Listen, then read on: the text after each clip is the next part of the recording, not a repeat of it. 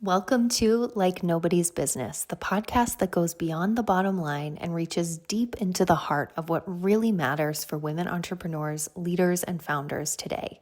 I'm Emily, your host and founder of Woman Up, a global movement, community, and infinite upward spiral of visionary, resourced women entrepreneurs.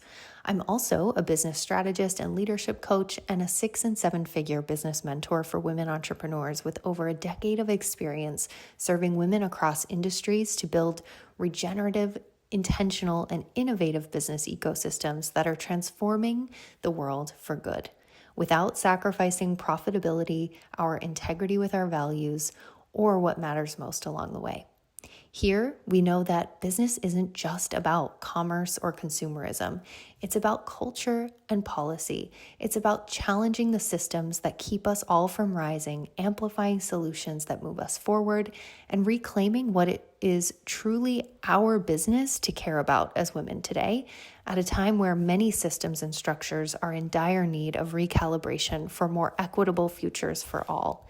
Each week, I'll sit down with values-driven women leaders, activists, authors, researchers, and innovators who are on the front lines of shaping the conversations that matter most, issues of equity, upward mobility, and dismantling systems of oppression within ourselves, our work, and the world. Because if we're not at the table, we're on the menu. And these challenges, they're not just someone else's problem. They're our business. And together, we're here to rise, resist, and reimagine the future. This is our space to facilitate and engage in the conversations women need to be having. It's time to woman up, get uncomfortable, be brave, and take bold action that blazes new trails, both in your business and beyond. So pull up a chair, get ready to be activated, and let's dive in together. We've got this. Hello, everyone. Welcome back to Like Nobody's Business. I'm so excited to be here with you. I'm here today with Monte. Is it Mader? Is that It's how you Mader. pronounce Yep. your last name? Yep. Cool. Which is even better because it's like, It's a very it strong, almost like, sounds, blues name. I've definitely gone yeah. to musical auditions where they thought I was going to be like an older gentleman coming in with that name. Solid. I love it. Solid. It's amazing. That's perfect in a world of misogyny. Mm-hmm. It's so good. It actually has, Oh, having such a masculine name has gotten me more gigs as a performer because I would get hired them not knowing that I'm a woman. And then my band yeah. and I would come in and just kill it. And so we'd get the It's gig, but had my name been Rebecca, probably wouldn't have got the call.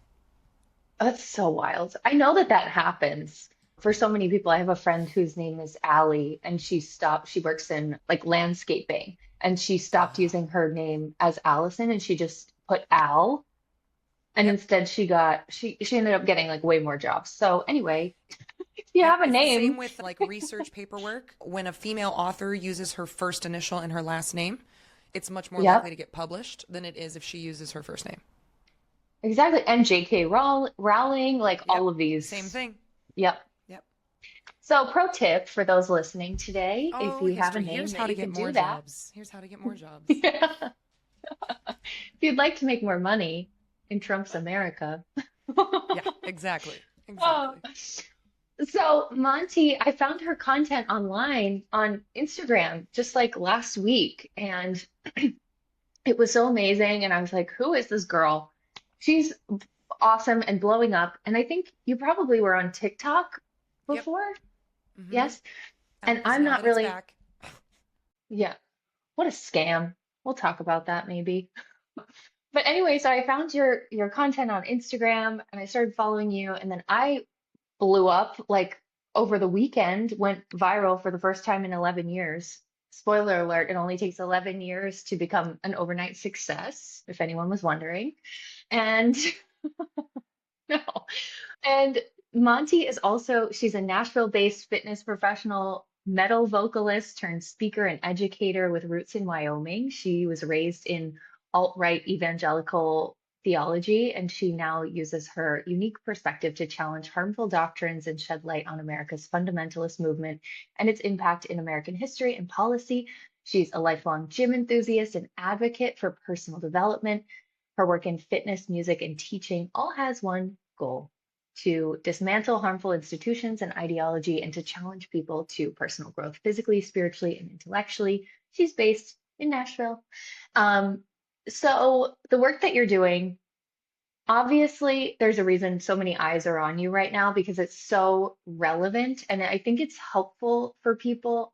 And I think, you know, the thing that of mine that went viral that was like, this is so silly. Like, it's not even, I'm not even really doing much. Like, I'm kind of doing the bare minimum. You are not doing the bare minimum. I did the bare minimum. And it resonated so deeply with people. And I think we are in this time where so many of us are trying to make sense of what is happening. And for a lot of us, if you didn't grow up in fundamentalism, or if you haven't educated yourself about that, or if you haven't been binge watching documentaries and down research rabbit holes for the past 3 months or longer, as I have since the election, um, you may not really understand what is going on, and you feel like you're going crazy and you're being gaslit, and you're like, how could this happen?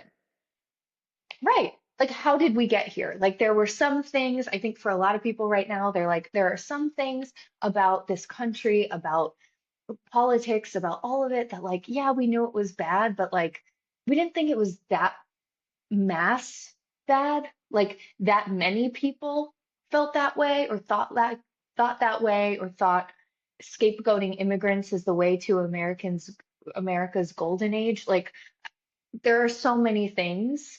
And the term that I've been familiarizing myself with that just like landed recently is the term polycrisis, where you have all of these different pieces kind of like colliding at one time, almost like a big bang of all of these different things at once, coinciding. And I think we're having this like weird collective and individual awakening right now, and it's coming through this very dark time. But what I think is happening is like creators and people who are like, this is when the leaders emerge, and that's really cool to see and to be with you in right now in this moment. And I'd love for you to share a little bit about your background and fundamentalism and just wherever you want to start with this, because I feel like, please let it rip.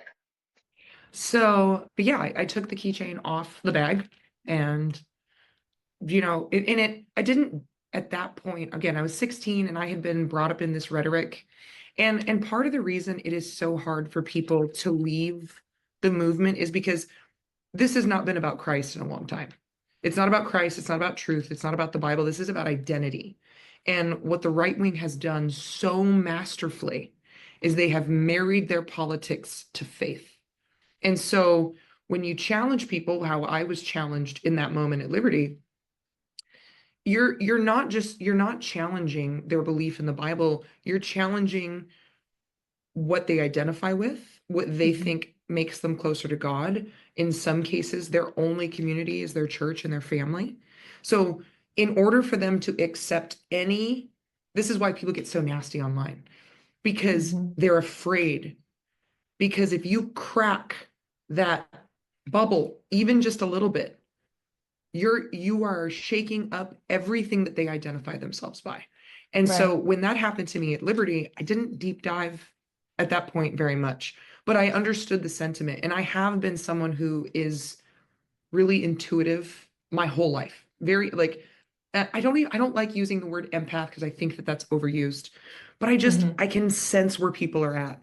And I also, being a kid who grew up in a broken home, my home life was extremely violently abusive from my father and my older brother. Mhm. And my older brother, it kind of wasn't even his fault. There was so much dysfunction, and my dad would like not get him help and not support him. And my Mhm. brother and I took the brunt of that. And my dad was extremely abusive. When my stepmom entered the picture, she was violently abusive. We had a 2-year period where my younger brother and I weren't allowed to leave the basement unless we were going to school, working for dad, or cleaning the upstairs for her. Mhm. God. And I requested as an 11-year-old to be sent to boarding school, which I went until I graduated high school to get away from the abuse. And which also, Thank of course, God. kind of programs Yeah. you into, as well as with fundamentalism, because again, Women in fundamentalism are taught you've got to submit enough, you've got to be perfect for your husband, you've got to do these. It's so performative. It is built to exploit the free labor of women. And even as a Mhm. young girl, you pick up on that. So I spent my life being so performative for my dad, trying to win his approval. I had to be the best in school, and I had to be the starter on the basketball team, and I had to be the lead vocalist in the ensemble. And there was all this expectation. It becomes very shame-based and it's very performative. But again, Mhm. it's all they have managed to take these topics and make them your identity. So when it starts to crack, it's really hard for people to deconstruct. And it's Right. very hard because they risk separating themselves from everything that they've known, which Yep. and the way my story played out kind of eluded that a little bit. But that happened at Liberty. And at Liberty was the first time that I was hanging around Black people. I'm from Wyoming, like Mhm. white people, because it's too damn cold and Black people are smart enough not to live there.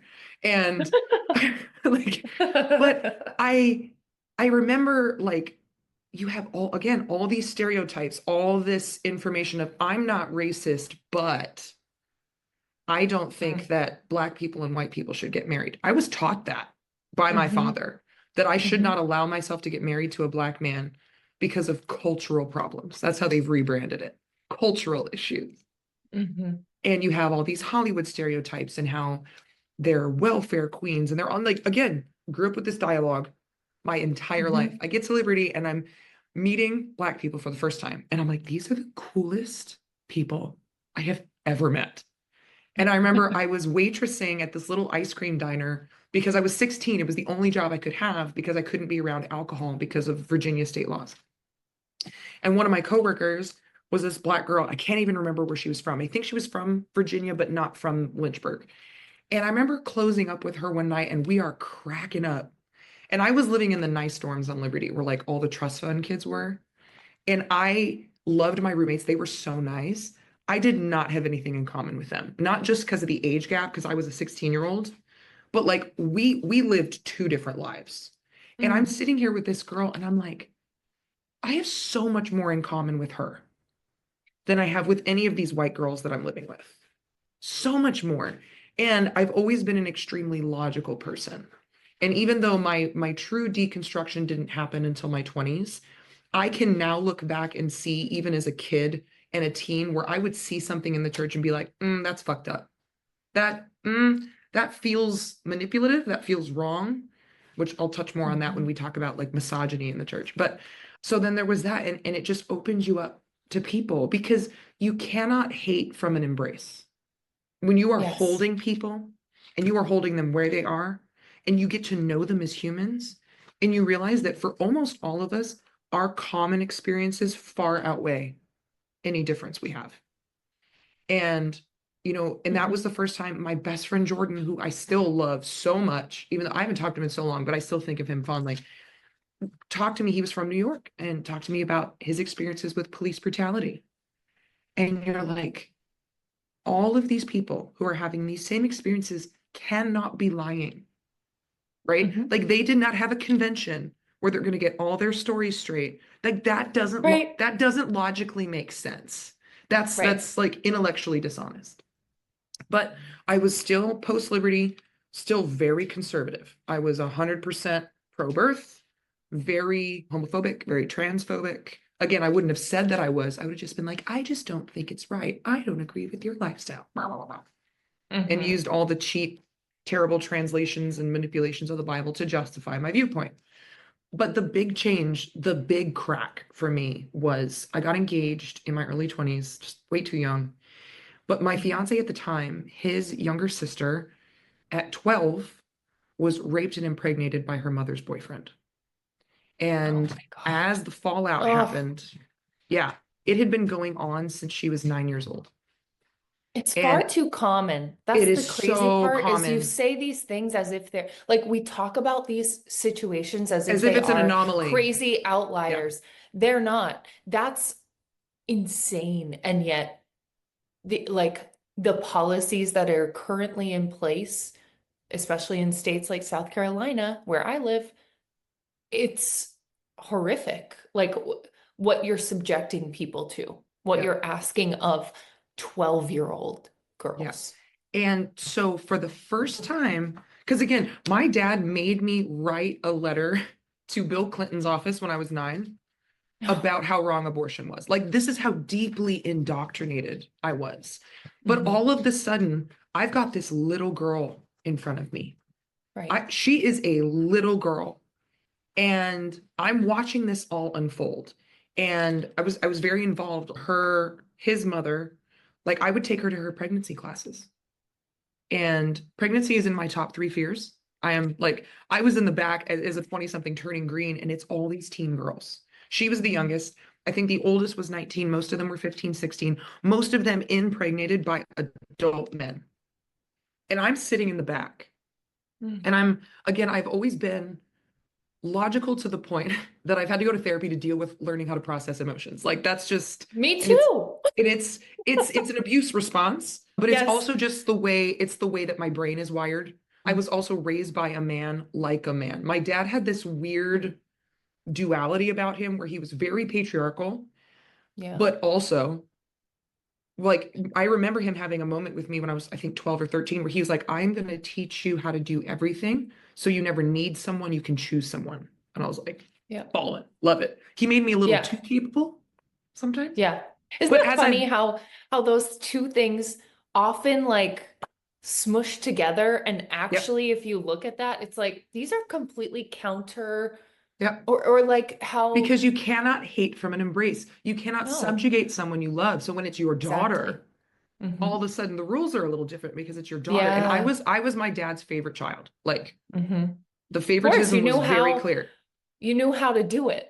It's Well, and when like my family split, so mhm. when my mom left, and my dad was very like, if you talk to her, you're not on my side, you're out of here. My dad would cut you Yep. off in a heartbeat if you disagreed with anything. Yep.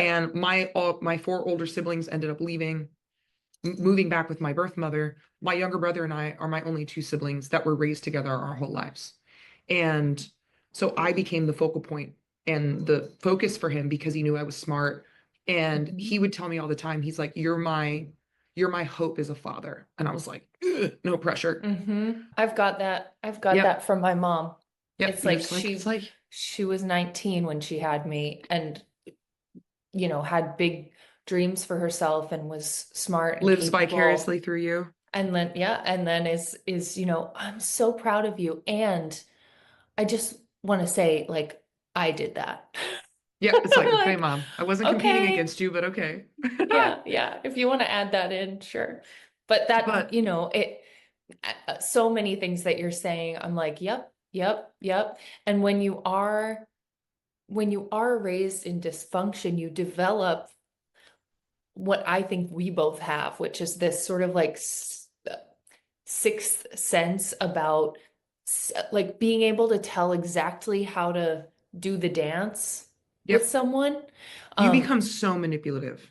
Like, yeah, like, you can like be. You you totally can can be be. because you are Yep. taught to dance around things your whole life, and everything Yep. is so performative that you can become extremely manipulative because you become so good at reading the room, and Hmm. you get so good at knowing what people expect from you, even if that isn't honest coming from you. Hmm. Hmm.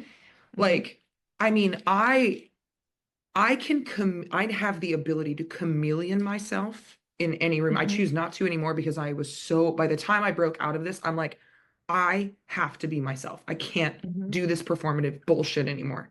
But Hmm. at the time, It's a I could, skill. Yeah. it is a skill set. It is a skill You set. can And pull. This is why I think like people like you and people like me and these sort of like people who are popping out right now, who are yep, like, hi, I can do this. Like, I raise my hand, I volunteer, let's go. Like, let's yep. actually And I change really think it's things. going to be women who have deconstructed It is. who lead It the movement. is. Totally. And it's why we are so able to do those roles as well. Yep. And we can use them in a way that's positive and not in a way that's like self-harming, the manipulative. Yep. Like, and I think that's why integrity is so important and So important. ethics are so important because Yep. you can do that. You choose not to, Yeah. which But you I can also, literally it said to a makes you troll so the other able to day. spot it. It makes you able to spot it.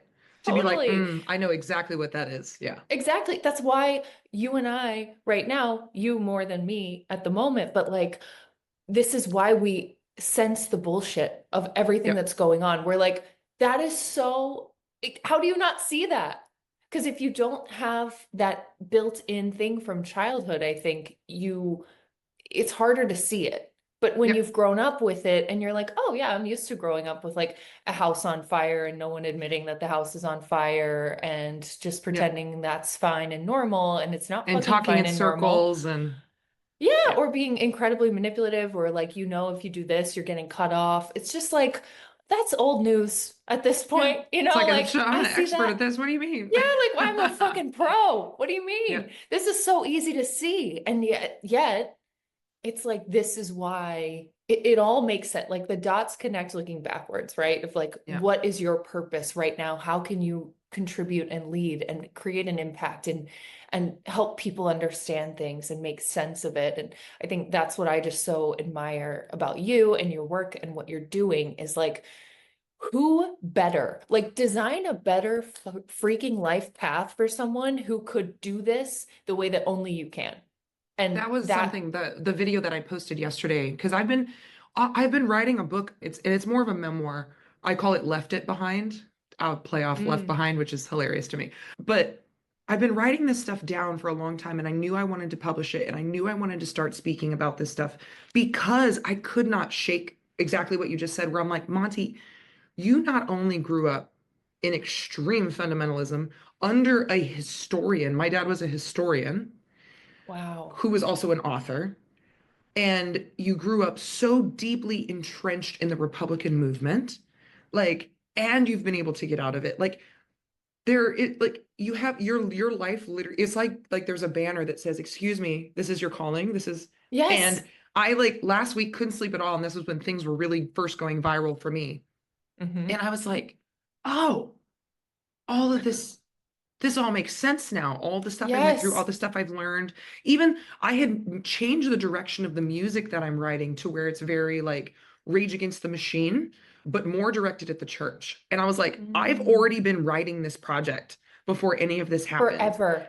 And now I Exactly. realize that all of this is all the strands of all these different things in my life are coming together, even my fitness Hmm. business, because I think fitness is so integral to activism because you have to show up as your best self. You have to have Mm. mental clarity. You have to be willing to go the distance. And I was like, I figured out a way to like integrate fitness to make it accessible to people to help the movement. And I'm like, this is exactly what I was This is born so for. good. Like, I'm so excited. Yes. And it makes me so happy. And but it's also been, I love having these conversations because it does help me walk down my own path of like, Hmm. but how did I get here? How did I get out? And again, with So, the abortion story. So when I was taking her to classes and watching this, and I'm a super introspective person, I'm like, my worldview dictates that she has to carry this adult man's pregnancy to term. That's what my worldview dictates. And watching how people treated her, calling her fast. She's 12. Shut the fuck up. And I was like, this is wrong. mhm. I was like, this is unjust. I am a Libra. It's Justice so is clear important to too. me. Like it's so Yep. blatant. And Yep. so that was when, unlike with the keychain in Liberty, where I was like, something's wrong here. And I decided to deep dive. Hmm. And I dove into the history of abortion in America. And I dove into the arguments that people usually use the Bible for to justify being pro-life. And when I found out the history of abortion in the United States, particularly in the 70s, Hmm. and what the evangelicals did, how abortion became the rebrand to get, Of racism, oh yeah, Jim Crow. that Yeah. exactly, that like they lost segregation. They were mad about it, but they couldn't get people to vote on segregation anymore because it wasn't popular. So Paul Weimer Hmm. says, hey, we can do it with abortion though. And they had 2 seats in Illinois they needed to overturn. So they got Catholics to come out and paper parking lots with those propaganda tracts depicting a 1 week old fetus as a fully formed baby. And like, I'm reading, and I remember I didn't speak to my dad and I spoke to my dad every day.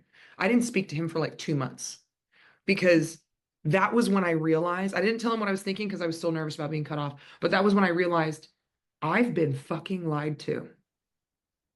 I have been played by white supremacists who took the message of Christ and attached it to this political issue to play on people's faith. And then I started, and then I was at that time also deconstructing scripture because there were just issues that kept popping up that I'm like, this isn't, but that was my big turning point where I was like, wait a minute. Like, y'all, I was like, I get it. I bought it. Y'all played me. Y'all played me. Good job. But that was when The fact that also coupled with that realization, you know that your father is a historian. So you know that there's no way he doesn't know that. Yeah. Probably. Yeah. Right. And I mean, my dad graduated high school in 1974. So yeah, I don't know there. that he necessarily knew, but I don't know that he necessarily knew like what Jerry Falwell was doing, or that the Southern Baptist Convention released 3 church-wide edicts affirming a woman's right to choose. 3 of them. Yep. And then Jerry Falwell's like, wait, guys, we can get votes with this. And he preached his first anti-abortion sermon in 1978. And I don't know that my dad knew all of that. Right. Because again, when you buy into the dogma and you're looking at the Bible and you're looking at history with a predetermined bias, you are only going to search out and read what fits your predetermined bias. And because even again, he was the same person that would be like, well, the Civil War was about states' rights. And I'm like, the right to do what, Dad? Wait for it. Wait for it. And then he would just walk off, you know. Like, I'm just asking a question. Say it. I got thrown out of Sunday school once when I was preteen because they were talking about, it was a purity culture class, of course, directed at all the little girls. And it was this whole make a man stumble thing. And I raised my hand and I was like, well, aren't men supposed to be leaders? And there was a female Sunday school teacher. She was like, yeah. And I was like, then why can't they lead themselves? And I got asked to leave and I was not welcome in her class again. And they do not, you know what I mean? I remember, I didn't grow up in fundamentalism, but we went to like a United Church of Christ place. And for a while, my mom was very much like, we have to go to Sunday school and church. And I think she just wanted a break from having my 2 little brothers because they were born 2 years apart, much younger than me. Yeah. And so like, yay, free childcare. But also I think that, you know, me and my aunt who ended up teaching Sunday school, we both were just like, yeah, what about this?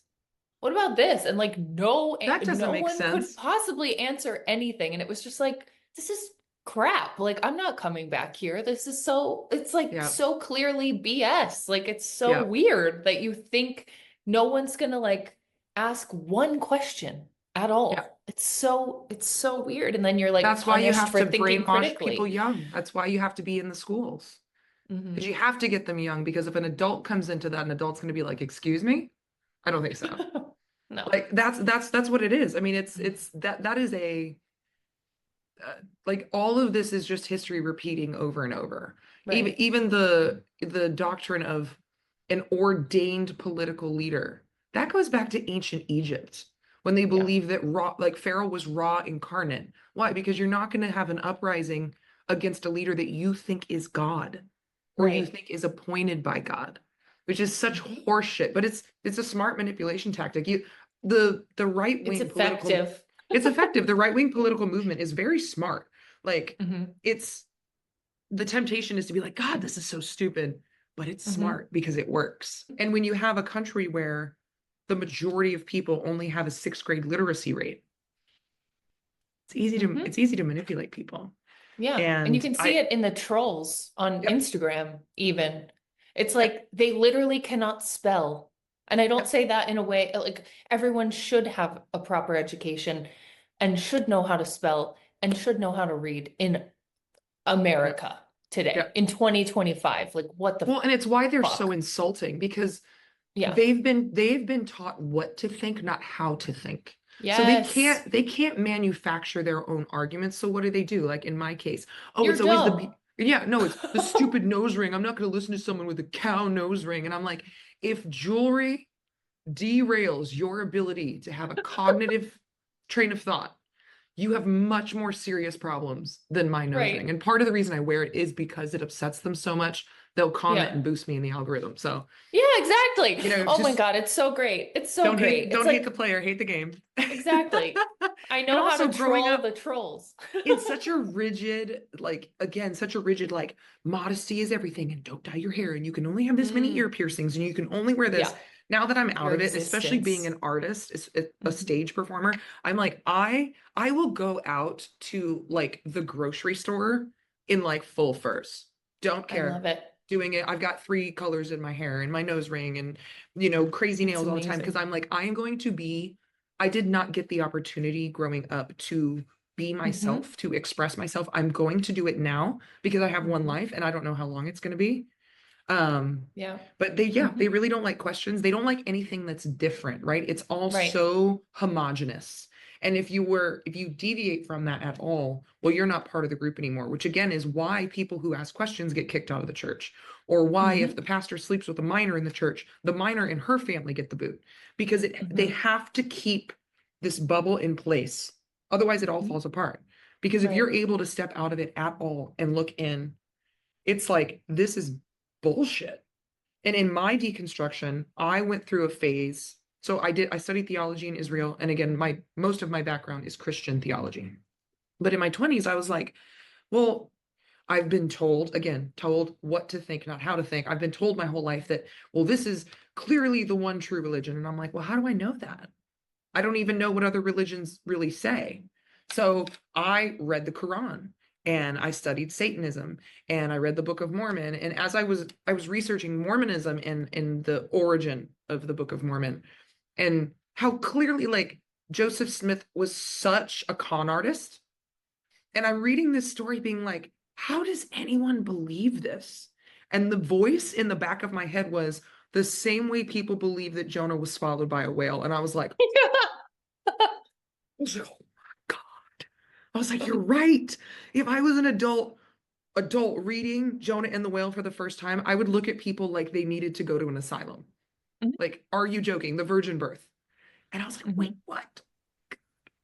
Same thing. And like how close the Quran is to the Bible. And that's a Hmm. real touchy issue. People don't want to touch that with a 10-foot pole. But yeah, Hmm. so it's a long journey. And then I was mostly deconstructed when Trump showed up.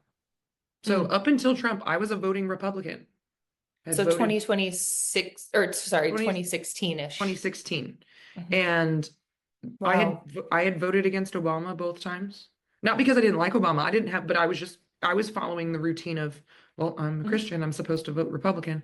I Well, liked Obama. you probably weren't, well, maybe you were, but I'll guess, like, if you already know what the inevitable outcome of your vote is going to be, it's not like you're going to be like, let's Well, look I at was this in New other York person and at the second one. Yeah, let's watch that's true. everything, you Exactly. know? So, but I get to 2016 and Trump shows up, and at first I'm like, oh, that's hilarious. And then I'm like, wait, is this serious? Are you joking? Like, I found it It's, so intellectually offensive. And then yeah. he starts talking about God, which, if you know anything about the life of Donald Trump, this has been the most godless man his entire life. Yeah. And I knew what he was doing because I know how dumb He fundamentalists knows are. how dumb. He Yes. knows it. And it's That's the not, I craziest want to part. Is correct like, that. he's insulting you. Well, Yeah. yes, right. I'm going to correct Yeah. that because that's Mhm. not, It's not. they're not dumb. They are so programmed that they're easy to manipulate Hmm. because Hmm. many of them are very Right. smart. And that's what makes it so much more infuriating is I'm like, I Yep. know that you're not a stupid person. But this Right. shows up and I'm like, that for me brought everything. The rest, anything that was still hanging up for me, brought it all crashing down. I'm like, oh, this has nothing to do with Christ. This has nothing to do with Christ's mission. This is identity politics, and this is about control. Because if you, as a believer, can look at that man and think that Mhm. he is Christ's representation, you have fooled yourself, and no one can get you out of that. You know what? You have fooled The yourself. true giveaway, exactly. The true giveaway is like, you know, if he was Christ-like, he would at least have the decency to blend his makeup. Just Jesus saying. would blend his Like makeup. Jesus It's just would like, make sure your contour is looking yeah, a little like all better. the fucking I don't understand. I'm like, talk about tan blindness. Just preposterous. But like all the affairs and the porn stars and not paying black people and discriminating in housing market, which I don't know if you saw today that he just repealed the Equal Employment Protection Act from the 1960s. So now Of discrimination is fair game. course. Of course, Of because course. those are the things that he got in trouble and had to pay fines for. And now Right. he's getting even with everyone. I guarantee you, he remembers every time in his life that his entitled ass has felt wronged, and he's Yeah, going because after he's every single petty. thing. He's so petty and he's He's so a petty selfish. baby. Petty, Oh, petulant, spoiled, entitled child. And, yep. but when Literally that everything happened, that's terrible about what America creates, he is. He mhm, actively is. actively is. And so 2016 happens, and that's when I was like, I am done. Like, I Mhm. am not part of this movement. I do not adhere to this. I will not support an institution that subjugates women and minorities and the LGBT community. Um, and so now I was faced with the decision, which scares a lot of people that deconstruct, is like, oh my God, am I going to lose my family? Am I going to be Right. ostracized? So I was having to approach that conversation with my dad. But that summer, my uncle died in June. My dad died in July. And then a month later, my grandmother and a close friend died in August. Wow. And so the conversation Interesting. never really happened. Yeah. And so now my only parent is gone. And I'm like, okay. So it did put I have a lot of old Mm. extended family and people I went to school with in high school and college who hate my guts now. Fine, cool. But I never had to approach my dad about that because right as I was hitting that point of no return, he passed away. Mhm. And then I had to reconcile, and the more I've learned even since then, I've had to reconcile. I love this man. This man was my hero. He was my mentor. He gave me music. He taught me how to write and how to think. He was also a really bad person. Like, and that both of those things are Mhm. true. He was Yeah. abusive. He was manipulative. He did terrible things to my sisters, like that shattered their self-esteem for the rest of their lives. And they've some of them have now like really healed and done the work.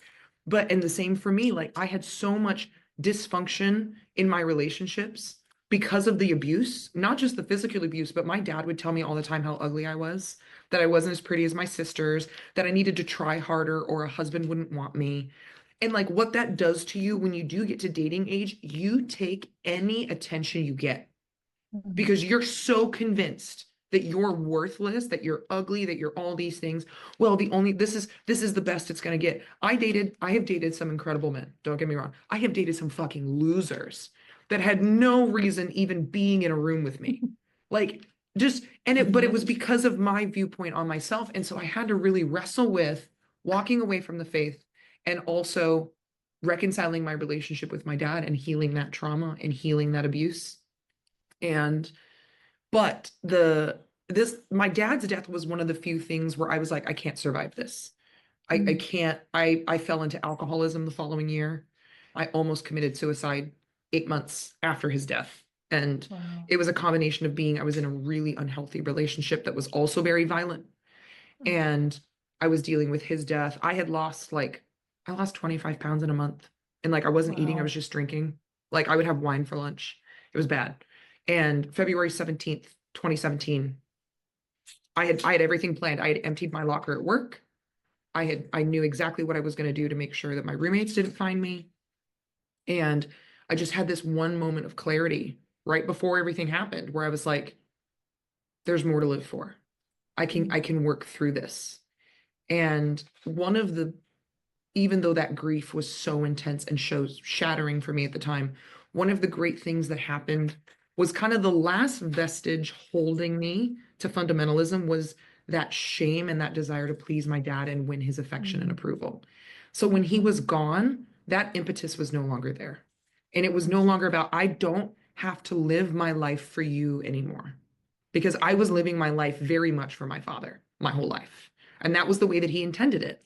Because in fundamentalism, you are the property of your father until you are the property of your husband.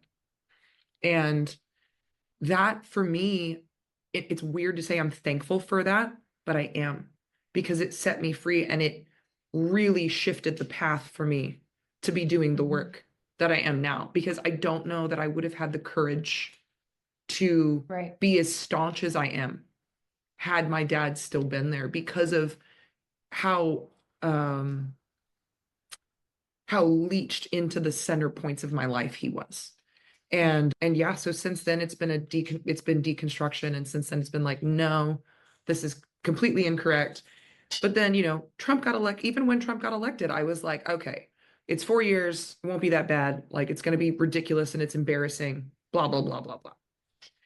But when the insurrection happened, I was like, oh no.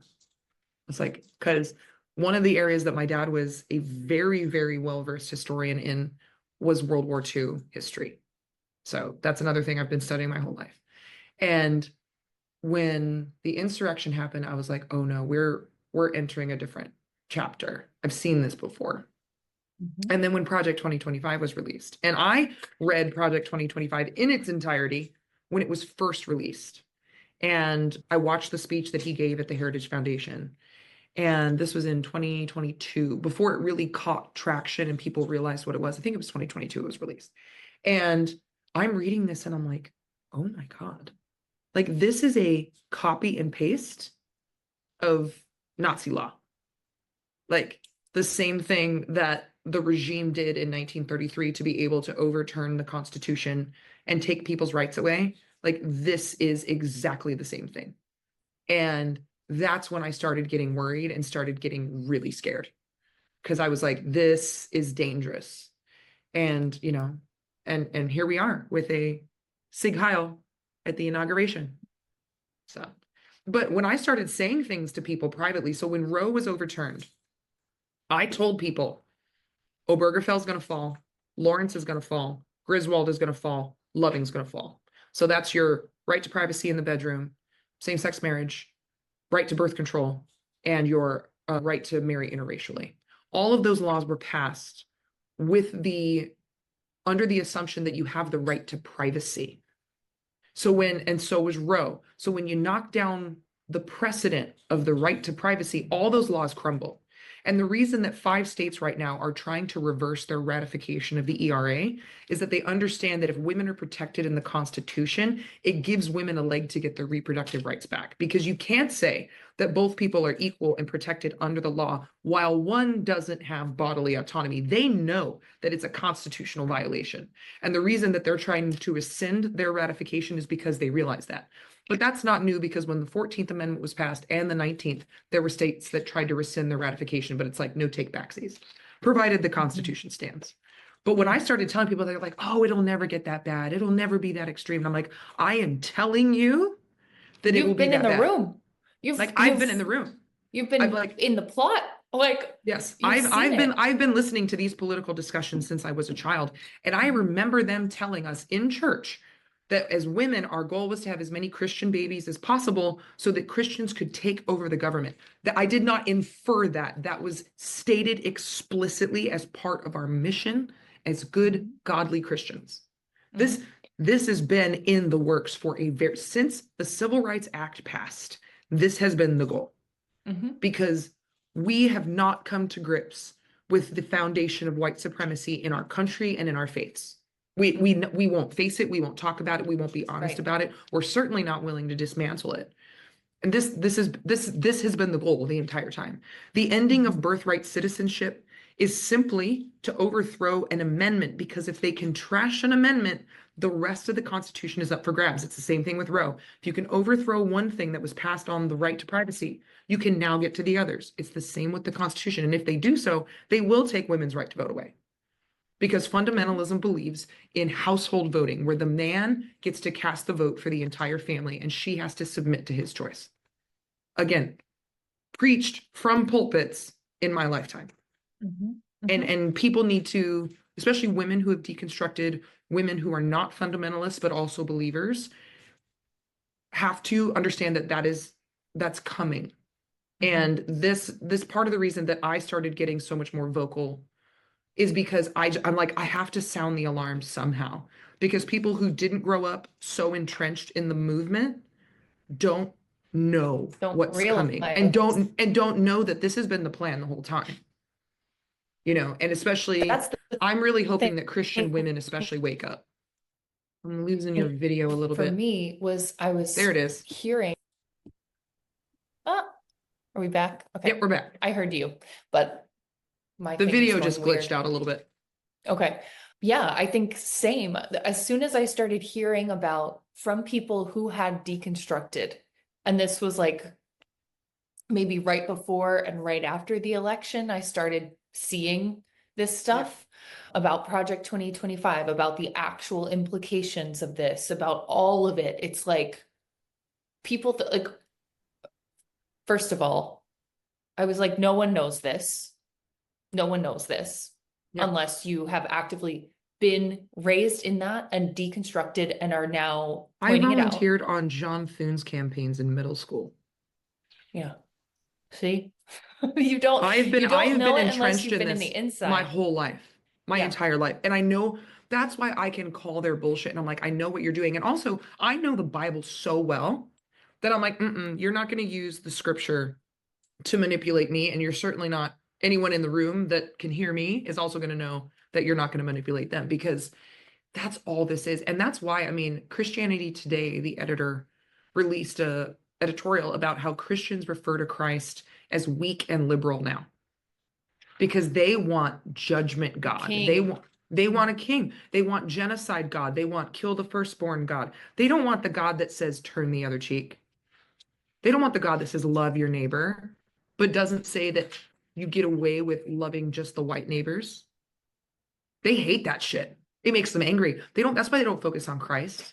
And that's why they use the Old Testament to justify hating homosexuals. Jesus never talked about gay people. Never. And even the scriptures they use that Paul wrote, he's referring to pedastry and pedophilia. But that, like, they're going homosexuality. They like that too much. They like that too much. They have to have people to hate. They have to have people to hate. And if you take away their people to hate, they can't handle it, because there's like, it's like all this energy gets pumped up in them, all this hate, and they want to use Christ to justify their hatred, and they will not let you take that away from them. Homosexuality didn't appear in the Bible until 1946. The word didn't appear in the English vernacular until 1869. So no, that's not what Paul said, because that word did not exist. Girl, it's so frustrating. We need you. I can't wait for you to be elected to Congress and lay this shit down and be the clip that gets pushed out to everyone. So incredible. It's happening. I know, I feel it is absolutely happening for you. It's as with all of this, and this has been building for me a long time. I've been looking at running for office and writing this stuff. And now it's just like, it would be out of integrity for me to not do it at this point. Because things are so serious. If we stay silent, we'll be doing the same thing that the Germans did, who thought that the rules of Nazi Germany wouldn't affect them. Because even though the Nazi movement was a Christian movement, because Germany was 97% Christian, there were a lot of good people. Of course there is. That's just statistics. But evil triumphs when good people stay silent and stand on the sidelines, because they think that whatever bad is happening isn't going to impact them. And we are at this point. I truly believe that if we can get the movement going right now, at this moment, and if Democrats can finally stop pussyfooting around issues and be honest and call things what they are. If you are up against an opponent who will break any law of decency, any law of legality, if they will murder and do whatever it takes to win, you cannot play nice. That is one of the things. You can't invite them for fucking tea and ride in the car with them before the inauguration. What the fuck? Like, what? And I understand what people think they're doing, but I'm like, now is not the time. Now is the time Too late. For vicious non-compliance. And for calling it what it is. Put the appropriate names on things, because we have been run over repeatedly And Mhm. obviously there's so many issues within the Democratic Party too, but like run over repeatedly because we won't draw a hard line. And if we don't draw a hard line now, we risk losing everything. Mhm. Like that is how I wish I could communicate to people that that is how serious this is. Mhm. This is Nobody. the voucher program being reinstated in schools is to defund public schools so that you as a poor person cannot educate your children and your child becomes a worker cog or a military service member. That's their only option. It is meant to segregate the schools again, and women will lose all of their rights. That is how serious this is. So like I've started speaking and started sending newsletters and doing this because I think if we can finally organize, because we have been so unorganized. The left and fundamentalists in the church have entire network webs across the entire country. They've got like Moms for Liberty and similar organizations who have already infiltrated all of their local schools. And people that are left leaning or people that just believe in the separation of church and state need to have the equivalent. We need to have databases. We need to have spreadsheets external to social media because now our socials aren't safe anymore either. Right. And that is the only way that we're going to flip the tables. Yep. It's the only way. And it's about acting right now before it gets to 1935, where the Constitution in Germany didn't matter anymore. It didn't matter. And there was a parliament the whole time that Hitler was in power, but he made it to where he could just do whatever he wanted and just skirt them. They were just a performative figurehead. They were essentially like the Queen of England who doesn't actually do anything. And that's been my biggest thing, especially in the last 3 months. I'm like, I need to teach people deconstruction because I think it is important to be able to give an answer for what you believe. And it's important to plant the seed because most of the time you're not going to convince a fundamentalist or a super right-wing person your argument, but you might plant the seed. And that is super important. If the conversation only leads to planting a little bit of doubt, that's a win. And so I want to teach people, these are the truths of these arguments. This is what the Bible says and what it doesn't say. This is the history of these arguments, teaching people that, but then also getting people to really grasp the danger we're in, especially millennials, because millennials are the generation that has to lead this. It's our time and it's our future that's the most at stake, but we're the ones that are at the right age range to hold office because a lot of certain offices have an age restriction. So we are the ones who have to stand up and say, no, we're not going to allow this to happen. Because the hope that I do have, though, is so I grew up out west and on a ranch and worked around a lot of animals, both wild and domestic. And when an animal is wounded or when it is dying, it gets vicious because it's afraid. It's that last ditch effort. That is what is happening right now. These fascist movements are popping up all over the world. It's not just here. Because in the global population, only 16% are white. And they know that. And that's why Elon is saying, because of you, the history or the future of the world and our population and humanity is saved. What he means, because he didn't complete the sentence, white people. Yeah, that's the reason for the abortion bans. The Comstock Act was enacted in order to force white women to have more kids because they went from having 7 to 8 children in the late 1800s to 2 to 3 in the early 1900s. This ploy has been used. This is about maintaining that power because if people of color and women decided collectively, we're not doing this shit anymore, they would lose their power, and they know that. This is the last dying breath. And if we choose to fight in such a vicious and upfront way that they can't get a foothold, we can finally put these movements to rest. I think that this is the last dying breath of these movements, but it's our actions right now that determine how long we're in this chapter. But it's hard to get people to mobilize. And that's one of the reasons for the big push too towards making sure people have tons of kids is if you have a ton of kids, you can't show up to marches. You can't just quit your shitty job because you got mouths to feed. And like, you can't even research it. You don't have the time to like do what I've been doing over the last 3 months, for example, and actually deep dive and understand the parallels between 1930s Germany and right now, and what's been happening in the fundamentalist movement, and what's been happening in this sort of like Frankenstein together MAGA cohort, you know, Yep. you don't have the time and the space and the energy. I have that because I don't have children relying on me. I have that Yep. because I've built a business and a career that is incredibly flexible for me to be able to Yep. say, you know what, my priority is this right now. The rest of this is scaled in a smart way so that I don't have to spend 8 hours a day working, Yep. doing the I thing need to pick your that brain on that makes because me I'm money. working all the time. Oh, well, I can help you We'll with get to that. that later. We'll get to That's that my later. specialty. But yes, Um, that and the mobilizing, what I'm feeling, and it's wild because I think a lot of people had this moment that you're explaining after the election that I felt. I think those of us who, this sounds a little woo-woo, but I like those of woo woo. us, like I'm seeing it. I'm literally seeing it and feeling it. And the virality this week, like over the last week, it's what blowing my mind, but it's perfect timing. It's like, Yep. if you have been preparing for this, if you have been one of the ones who is like preparing your whole life for this without knowing it, possibly, Yep. you felt that when Yep. this happened and It's you like, oh, got it's time. radical. You got fucking, it was like a call. It was a call Yep. to arms I've or always, action. since deconstruction, I've been like an activist. Mm-hmm. Since this shit in the last 6 months, that I can comfortably say that I am radicalized now. Mm-hmm. Like, and I'm Have comfortable with you, that, and I'm fine with that. I bought, oh, here it is. Hold on.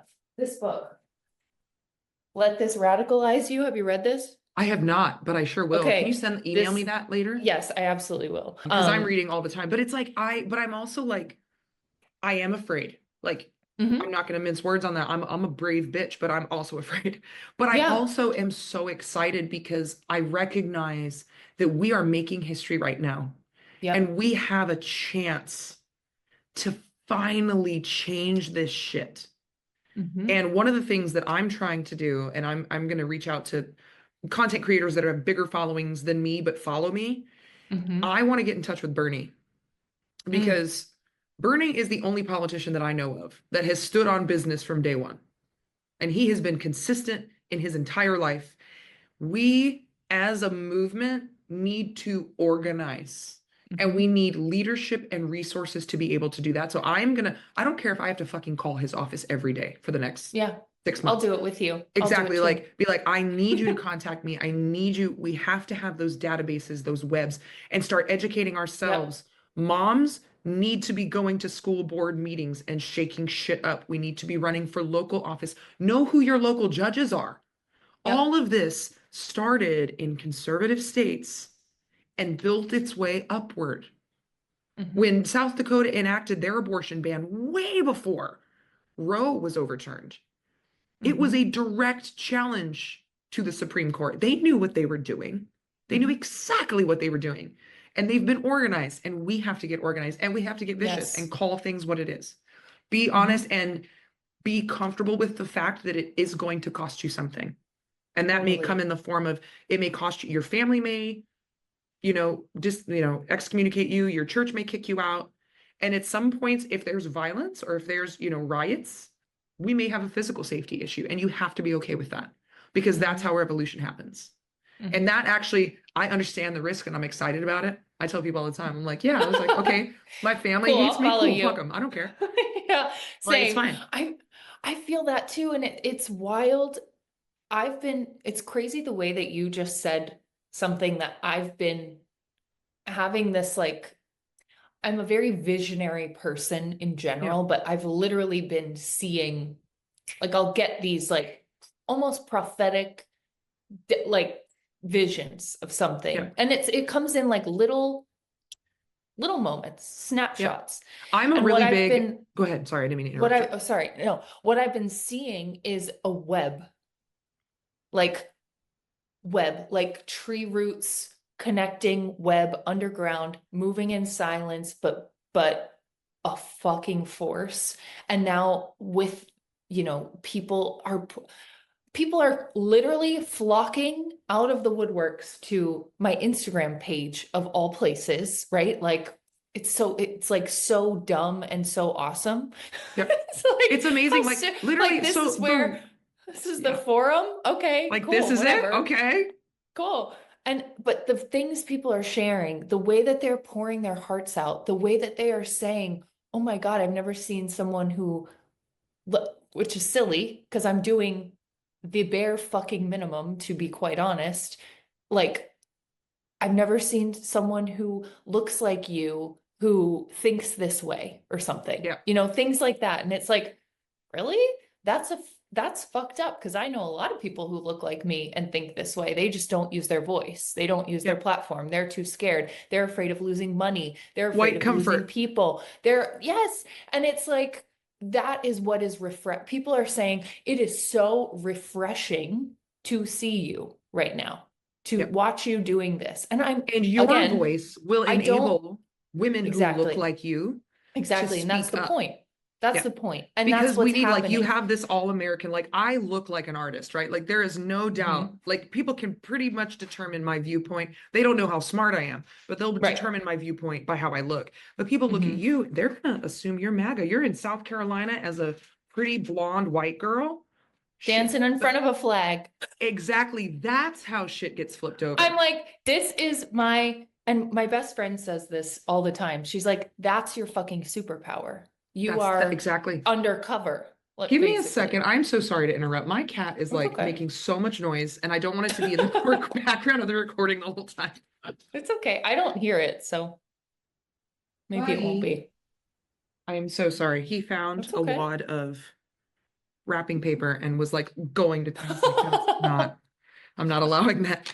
But it is, and it's like I have a friend that I went to college with, and when I started speaking out and being very vocal about this stuff, she reached out to me. She was like, Monty, she was like, first of all, I had no idea that like you were like this. She was like, second of all, she was like, it's given me courage to speak up in my church, because if I can impress anything on, let me start that from a different point.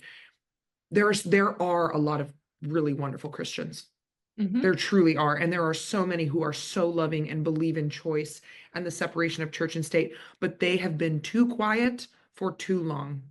Right. And they need to be brave enough to speak up, even if it costs you part of your community, because fuck them. Mhm. Do you really Mhm. want to be in community with people who are hateful and would No. willingly take the rights away from people? When you say that you serve Christ, a brown-skinned Middle Eastern socialist refugee, that's who you say you serve. Stand on Yeah. business. Yep. Stand on business. Take up your cross and follow me. Like, especially white women. Stop playing into your own subjugation because you have been told by old white men that your free labor is your way to heaven. Stop it. Quit it. Don't buy into it anymore, because none of that is true. Mhm. None of that is true. And I think it's really important that Gen X millennial Christians especially have got to start being vocal. And that Mhm. means coming to these pages like ours and learning. I teach people, this is how you defend protecting LGBT rights. This is how we defend the separation of church and state. This is how we defend pro-choice. And So good too, because you know the exact. I feel like I'm getting so excited. Okay. You know the exact argument, so you know exactly how to flip it back and yep, fight and I know back exactly so how it's perfectly. misused. I know how Exactly. it's misused. This is what is so brilliant about you and why it's like right now, it's like the time for you. It's so Yeah. freaking And I exciting. want to be clear, because I don't want people to get misconstrued, that I am not a theologian.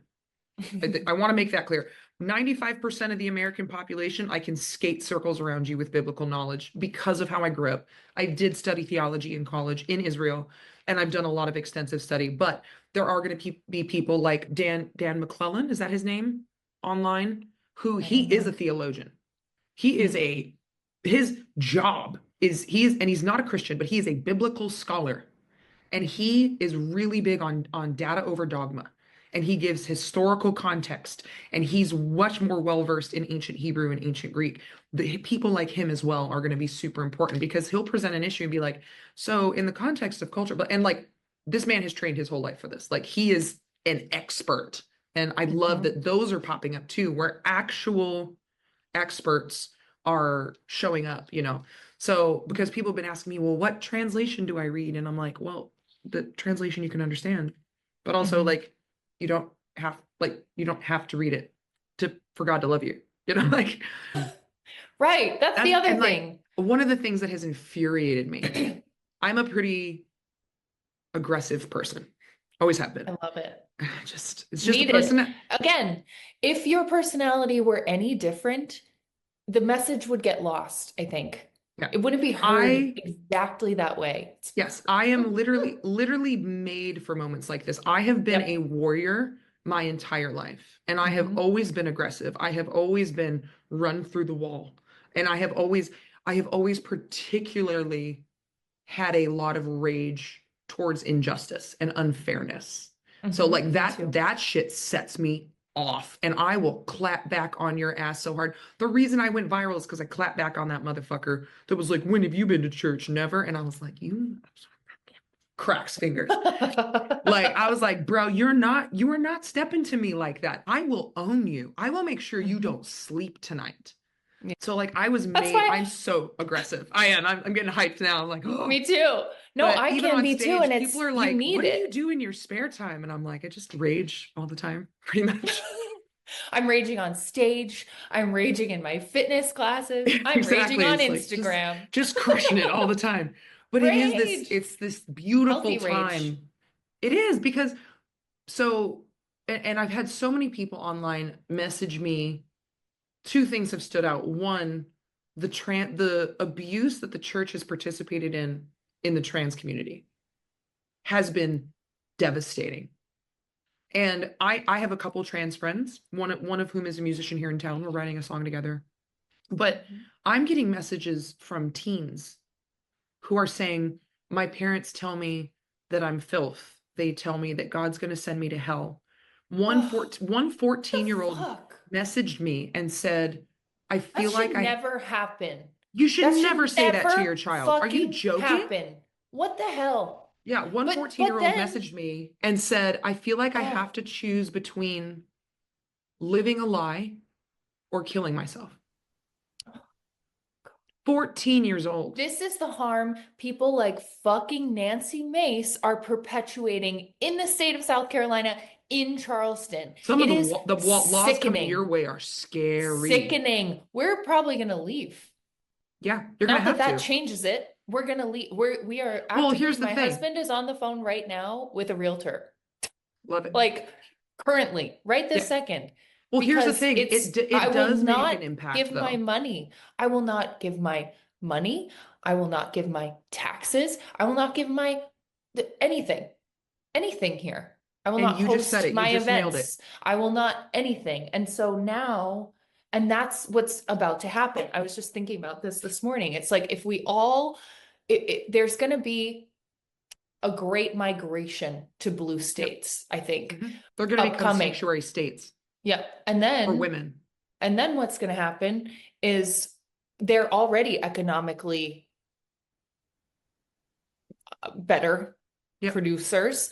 It's going to be even more, which is going to drive up costs because the demand is high, and it's going to be even more inaccessible to be there, which is very sad, but it's going to create this big divide, this big pull, and this difference in resources, because we already fund with blue states, red states, because they're so economically and educationally because their behind. Policies don't fucking work.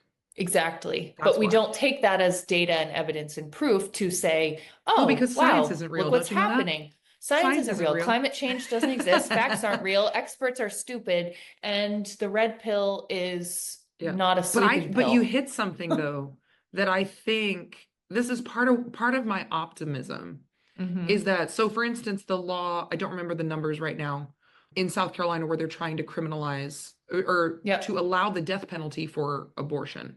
And the verbiage in the law is vague enough that if a judge or a jury perceives intent in a miscarriage can also be charged with as a death penalty capital offense. Right.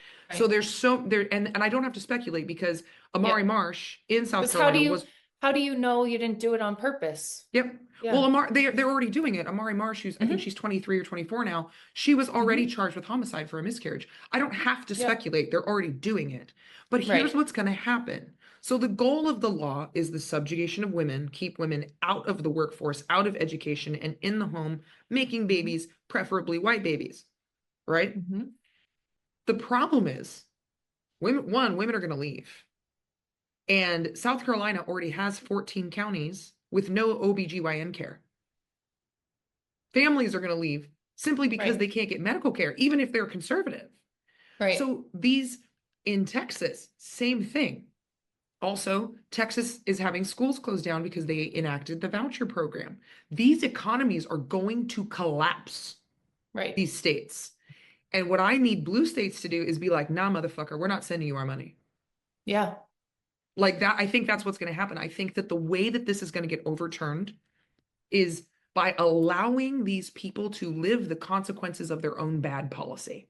Yes. And I think that at some point, women have to get together, women and allies, and work strike. Because absolutely all of this, because you mentioned it and you said, I'm not giving my money. That's the ticket. Yep. That's how you change it, is by not allowing them access to your money. In Iceland, women got their rights because women decided one day none of them were going to work. They didn't do anything in the home or at their jobs. And they stopped working until the government gave them equal rights and work protections. And it took a couple days because the economy ground to a screeching halt. Women in the US make up 51% of the workforce. We are the #1 consumer of goods.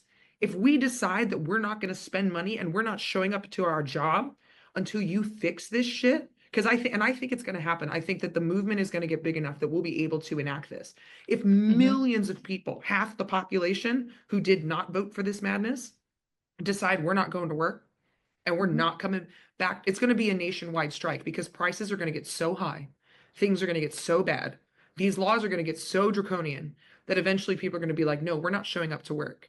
And when the economy screeches to a halt and all these fucking billionaires are losing all their money, that's when they pay attention. That's the thing when people they pay don't attention. realize. That's when the laws will change. We have the power to change the laws if we're willing to take risk. Yes. What people don't recognize from like an economic perspective is the United States is a fucking MLM where its citizens are both the product and the consumer, right? Because we know that the majority of people who join MLMs are exploited and go into debt and are in the red for joining a quote unquote business opportunity. Business. Not it's real. Business, okay. Business. And that's why I have a hard policy in my company. I don't work with anyone in MLMs. I will not. I won't touch it. I'm not going to help you exploit people, and I'm not going to assist in your exploitation. No, exactly. I'm not going to participate in that. I'm also not going to, everything that I do, and I think this is something that we all need to do, which is what we're speaking to here. Every fucking choice is an act of either compliance or revolution. Defiance, yeah. Because when history is being made, we get to decide how we're remembered. Right. And we have to make a decision every single day how we're going to be remembered. That's the moment that we're in. And I think that people are going to have to be brave. You know, we as millennials and Gen Z have never had it rough, quotation marks. And I say that as someone who's from systemic child abuse and sexual assault and things like that. But collectively, we've never experienced civil war. We've never experienced cities being, bombed or like nationwide hunger shortages. We've never experienced those things. So we have never had to have the grit to survive something that is truly bad or is truly dangerous as a collective. I'm not speaking towards obviously there are people in poverty. Obviously there are people who are in danger in systems in our country, but as a Right. collective. And so we have to toughen up because again, one of the things with the movement on the left is y'all have gotten way too sensitive. And I say y'all, including myself. And it's like, we have to have like skin like alligators. Just let that. And that's why I tell people on my socials all the time, I'm like, don't interact with trolls. That's about them, not you. Don't let that shit bother you. But it's like you want to start a revolution and words are still bothering you. People are going to call you every name in the book. They're going to offend Right. you. Like they're going to get so mad. They're going to, get mad at your nose ring or mad that you're married to a woman or like whatever. Like, okay, fuck them. Who cares? Yeah. I tell people Right. on my socials all the time, I'm like, let them boost my algorithm. Yeah. Don't give them the attention they so desperately want.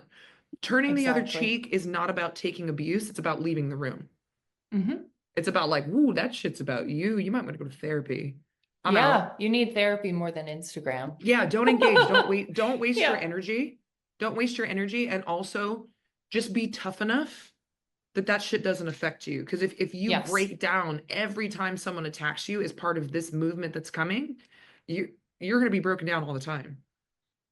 And like that's You're just not the going to be able reality. to sustain Exactly, anything. it's not Yeah, you're not going to be sustainable. able to move. And Exactly. that doesn't mean don't put up guardrails and protect your mental health. Of course, do all those things. Of course, like I'm such a proponent of when people have asked me, well, what do we do now? And I'm like, get in shape, get fit, pay attention to what you're eating, get healthy, take care of yourself because we got a lot of stress coming and you need to be physically able to manage it or you won't be able to mentally, emotionally, and spiritually manage it. And I'm kind of excited. I'm excited to see, especially the women of our generation, rise up and get Yeah. ballsy. Like Yeah. women have been warriors in the entirety of human history, and it's gotten written out of human history.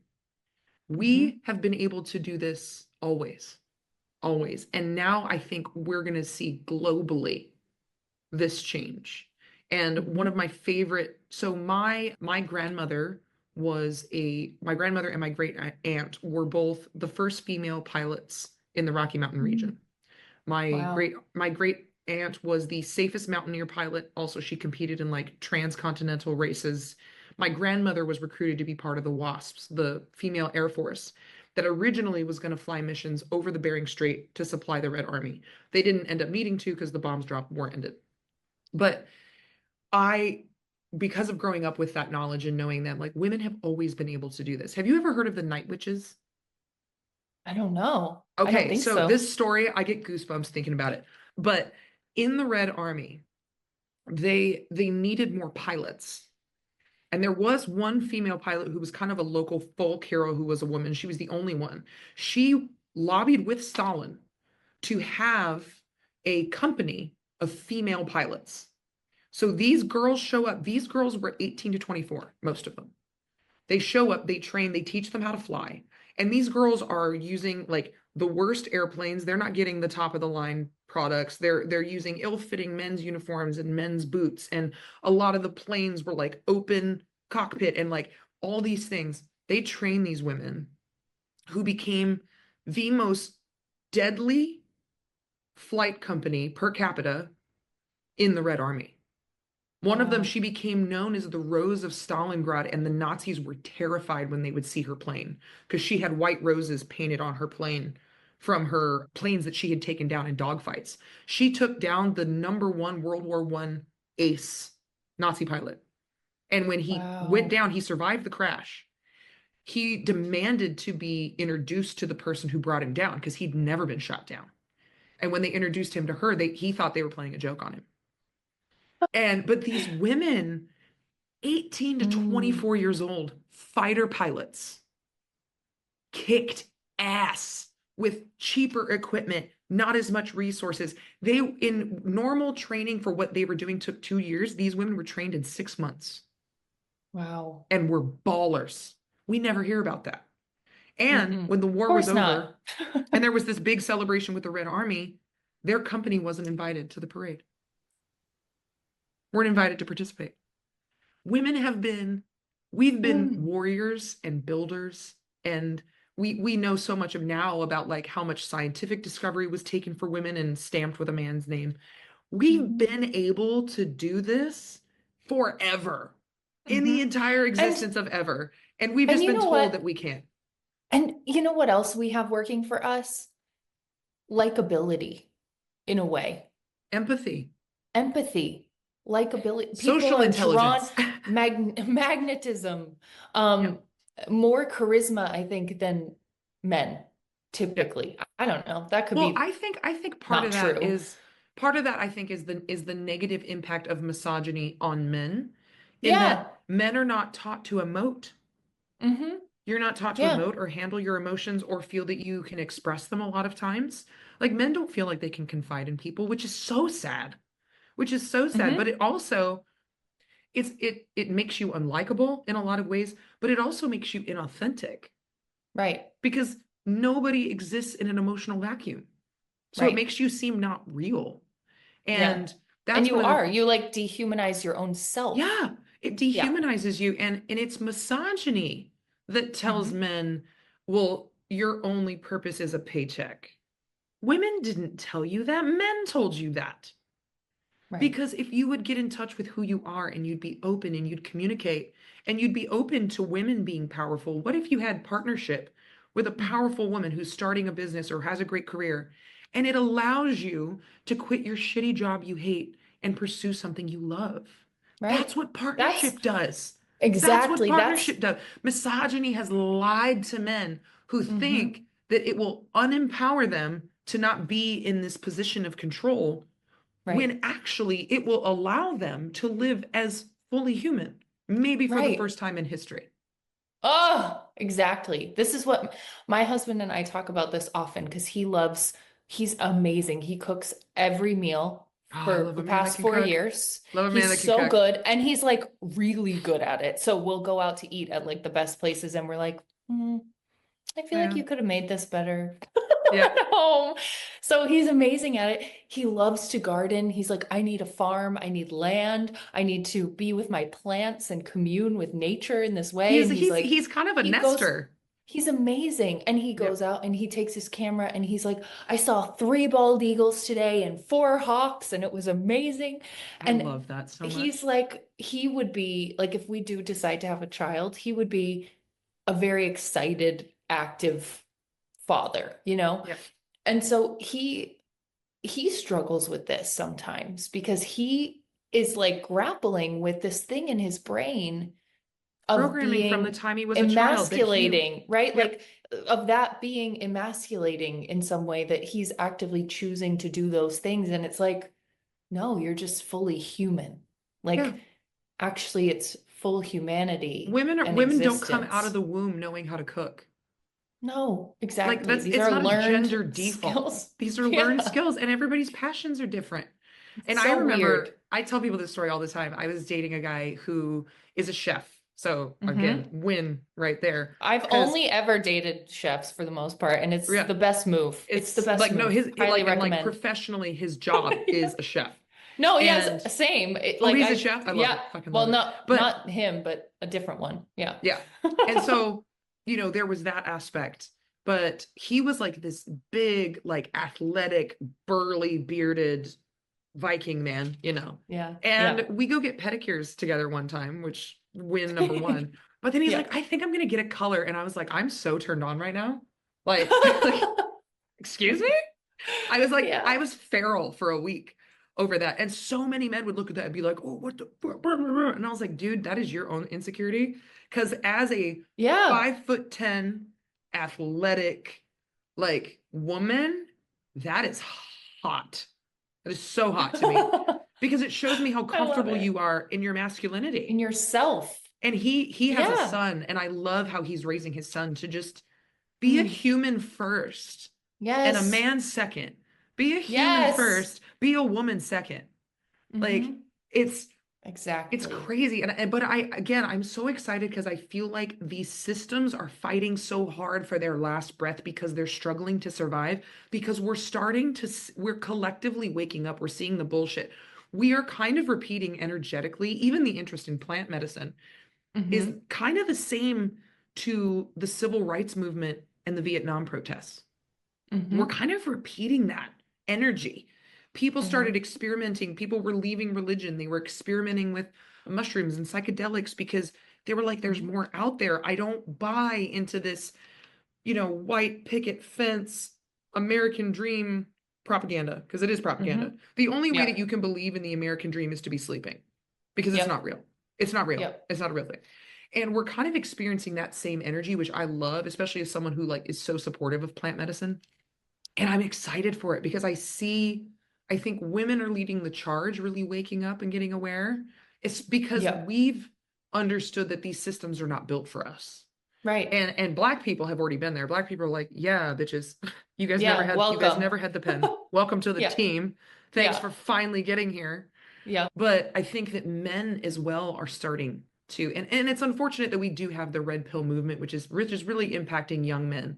But I Mhm. think that as much as there's a group of young men, especially teens, that are buying into this rhetoric, which is why young men are being drawn to religion and young women are leaving, right? Because religion tells you Mhm. that you're the leader because you have a penis. God said so, obviously, as the Lord has ordained. There's also this large group of young men who are like, that's dumb. Yeah. Like that's weird. And That's weird. they're getting on social media and they're being brave enough to be like, why are you doing that? That's weird. Mhm. Why would you? Yeah. And there's so many like male Yep. influencers who have Yes. really come to the forefront. And it's Totally. amazing. It's It's so great. amazing. And It's it's so my cool. favorite. You know what my favorite part is like just, and I think what's working for you and for me and for those folks, especially his handle is Official Empathy Tour. Do you follow Yep. him? Yeah. Yes. Of course I He's do. amazing. I've been having like Obviously. conversations with in the DMs and stuff and being like, you're running, right? Like, what are we doing? So he's amazing. And I think what's amazing about it is it's our existence alone, like breaks the illusion of it, like breaks people's brains to see you look the way you do, think the way you do, speak the way that you do, believe the way that you do in certain things, and Yep. it It's the like same with you. it Again, cracks it. It yep. cracks it, And people are like, wait a like minute, you're I saying. don't have to exist in this paradigm that people have told me I have to exist in. Right. I can be Weird. this and that and this and that. Yep. That's I what I can have be an loved. American and a patriot and Yep. I can actually take my love flag people. back. I can I can take take my my, flag back and yep. not want to take people's rights away. Yeah. Because like I was like, How I'm way more patriotic crazy. than you fucks. You're just hateful pieces of garbage. Exactly. I'm like, this is what it looks like to be an actual Yeah. I patriot, love to my actually country, which uphold is why I want her to be American better. values. Yeah, I Yes, want her to be better. exactly. Like, Exactly. send to me to these weary shores all of your burdened. You know what I mean? Like there's just our Hmm. whole history. And again, that even gets back into the we're a Christian nation. No, we're not. You haven't read the founding fathers. We'll talk about that later. Yeah. But it's fine. It's fine. I think with those creators that are coming that are really shaking up the paradigm, in my opinion, Hmm. are Black men. Hmm. Because Oh, yeah. in a cultural sense of like very kind of clear messages about what masculinity is and homophobia and Yes. even the stereotypes that white supremacy has imposed on them, that you can have dreadlocks and be incredibly articulate. Oh my And God. no, that doesn't make you white sounding. You're just a person. But I have loved seeing Black men step up to the plate and Hmm. shake shit up in Hmm. such a regal fashion. Like there is such an ownership of it, and I absolutely love it. I Hmm. that has been so impressive to me over the last year for those creators to stand up and be so bold and so direct and Hmm. really and I think their superpower is they show up so authentically, like, Hmm. and really shake these paradigms up. And I think that men in general who are in these creative spaces are doing that. But I've been so impressed with the Black male creators who have Hmm. chosen, because they're not just battling white supremacy and white stereotypes of them, but even limitations within their own culture. And a lot of them grew up in forms of fundamentalism in the church. And it's incredible. It's so impressive. is so impressive. And that for me, I was like, I have no excuse. I have zero excuse. If I say I believe these things and I say I believe in this movement, I have no excuse not to speak up because their courage holds me accountable. It does. Totally. Because Totally. we are past the point of being comfortable in our whiteness. Did you see Wicked? Yes, of Movie? course. Okay, yes. My whole life has been Wizard of Oz enthusiasm. I love it. Like I So when literally, I saw, speaking of church, right? I would, When I saw I Wicked would, I on would dress Broadway, up. I would, sorry, I think Mike, yeah, it kind we of there? blipped out a second. Okay. You said when I was in church, you would dress up.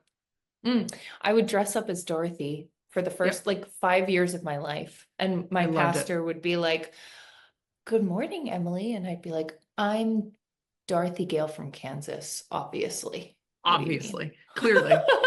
Clearly. But yes, But Wicked, when loved it. I saw Wicked, because I moved to Nashville from New York City. I lived in New York City for 8 years. I lived in London for part of that time before coming to Tennessee. And when I saw Wicked on Broadway, I felt so connected to Elphaba, right? And I think a lot of people do, because we all know what it feels like to be ostracized or to feel like you don't fit in or, you know, have bullying, all those things. When I saw the movie, I felt so held accountable by Galinda because it was such a clear portrayal of white female comfort, where the proximity to power makes you believe that you are exempt from prejudice. Yeah, and you And are safe. I was overwhelmed by that because it was just so clear. And it's also this realization of, even with the voting numbers that we saw with white women, the not realizing that being the master's favorite dog is still having a master and still being a dog. Exactly. And that, no, you're not safe. But when I saw Wicked the second time, I was like just the white privilege just had me in a chokehold. I was like, oh God, that's so accurate. Even when she changes her name, I'm like, that is exactly the performative bullshit that we've been doing for the past however many years. Even those of us who do believe in these good things, it's been, well, I changed my social media profile picture, whatever. Like, what are you fucking talking about? I put a blue heart. That's not I wore action. a blue bracelet. That's not action. It's amazing how does with nothing. the dawn of social media, we have had such a hard time having effective social movements because people think they're doing something. That's not action. That's not action. It's awareness. That's it. By all means, wear the ally t-shirt. I'm not saying don't do that, but don't pretend that that is activism. And so when I watched don't pretend Wicked, that's enough. and don't let yourself off the hook. She changed her name in solidarity. I was like, oh my God. I was like, this is what I see all the time. This is exactly what we do. This is how we behave. Like what a thing to have die. Like let it go. I'm so sick. And right now, I'm looking at people who are supposedly leaders in my industry, in whatever they do online, work for themselves, don't have the thumb of a boss or the threat of getting fired for speaking out, saying nothing. Someone who drives a Tesla, who is half Jewish, like her mother was Jewish, said nothing. Nothing. I'm like, wow, your silence is disgusting, deafening, silence is complicity. and very telling, because I know you've got people who are MAGA who are paying you and you're afraid to say something. Yeah. And yet you are supposedly a brave person, and that's your whole thing that you're in integrity with. Your whole company is based around bravery. That's not brave. Yeah. Yeah. Like that whole, oh my God, Mr. Musk. It's crazy. It's crazy. We cannot. And the fact that the fact that he's the most powerful, like the richest man in the world, he is trying to colonize Mars. He has fucking Neuralink to control put chips in their brain. Literally, this is like a sci-fi thing that everybody's it's a dystopian the government's novel. trying to put chips in our brain. No, they literally now have the technology to do it, and you're voting for it and thinking you're a revolutionary. Fuck that. Like, shut up. Yeah. Shut Also, up. the people that were like trying to write off his Sig Heil as like Oh he was yeah. throwing his heart to the crowd. I'm like, bitch, if you do not sit down and shut the fuck up. He did it 3 times in a row. That wasn't an accident. Also, I know a Also, lot of people with, everything he does, everything he's platformed, his family history, the fact that oh yeah, he the favors grandson of Nazi Nazis, party members it accidentally did the Sig. yeah, Are you joking? who was raised in apartheid South Africa, favored Whose family the financially profited from right. apartheid? Yes, Yeah. that. Oh, shocker. Oh no. Oh no. And I oh wait, can't. Like the sorry, cognitive sorry, dissonance is so dishonest. Donald Trump, who pretended to be, his father pretended to be Swedish so that they wouldn't be associated with Germany, so that they could make money and not be seen as German, and then had to like back it Meanwhile, all Donald up and Trump then keeps Mein Kampf on his nightstand. fucking That ah! was a book I couldn't get through. I've read some weird shit. I couldn't get through Mein Kampf. I'm like, this man is deranged.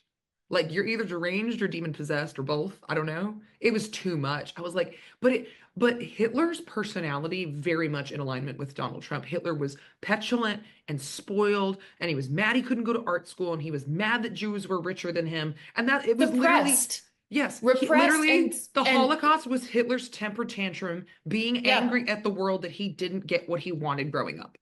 yeah.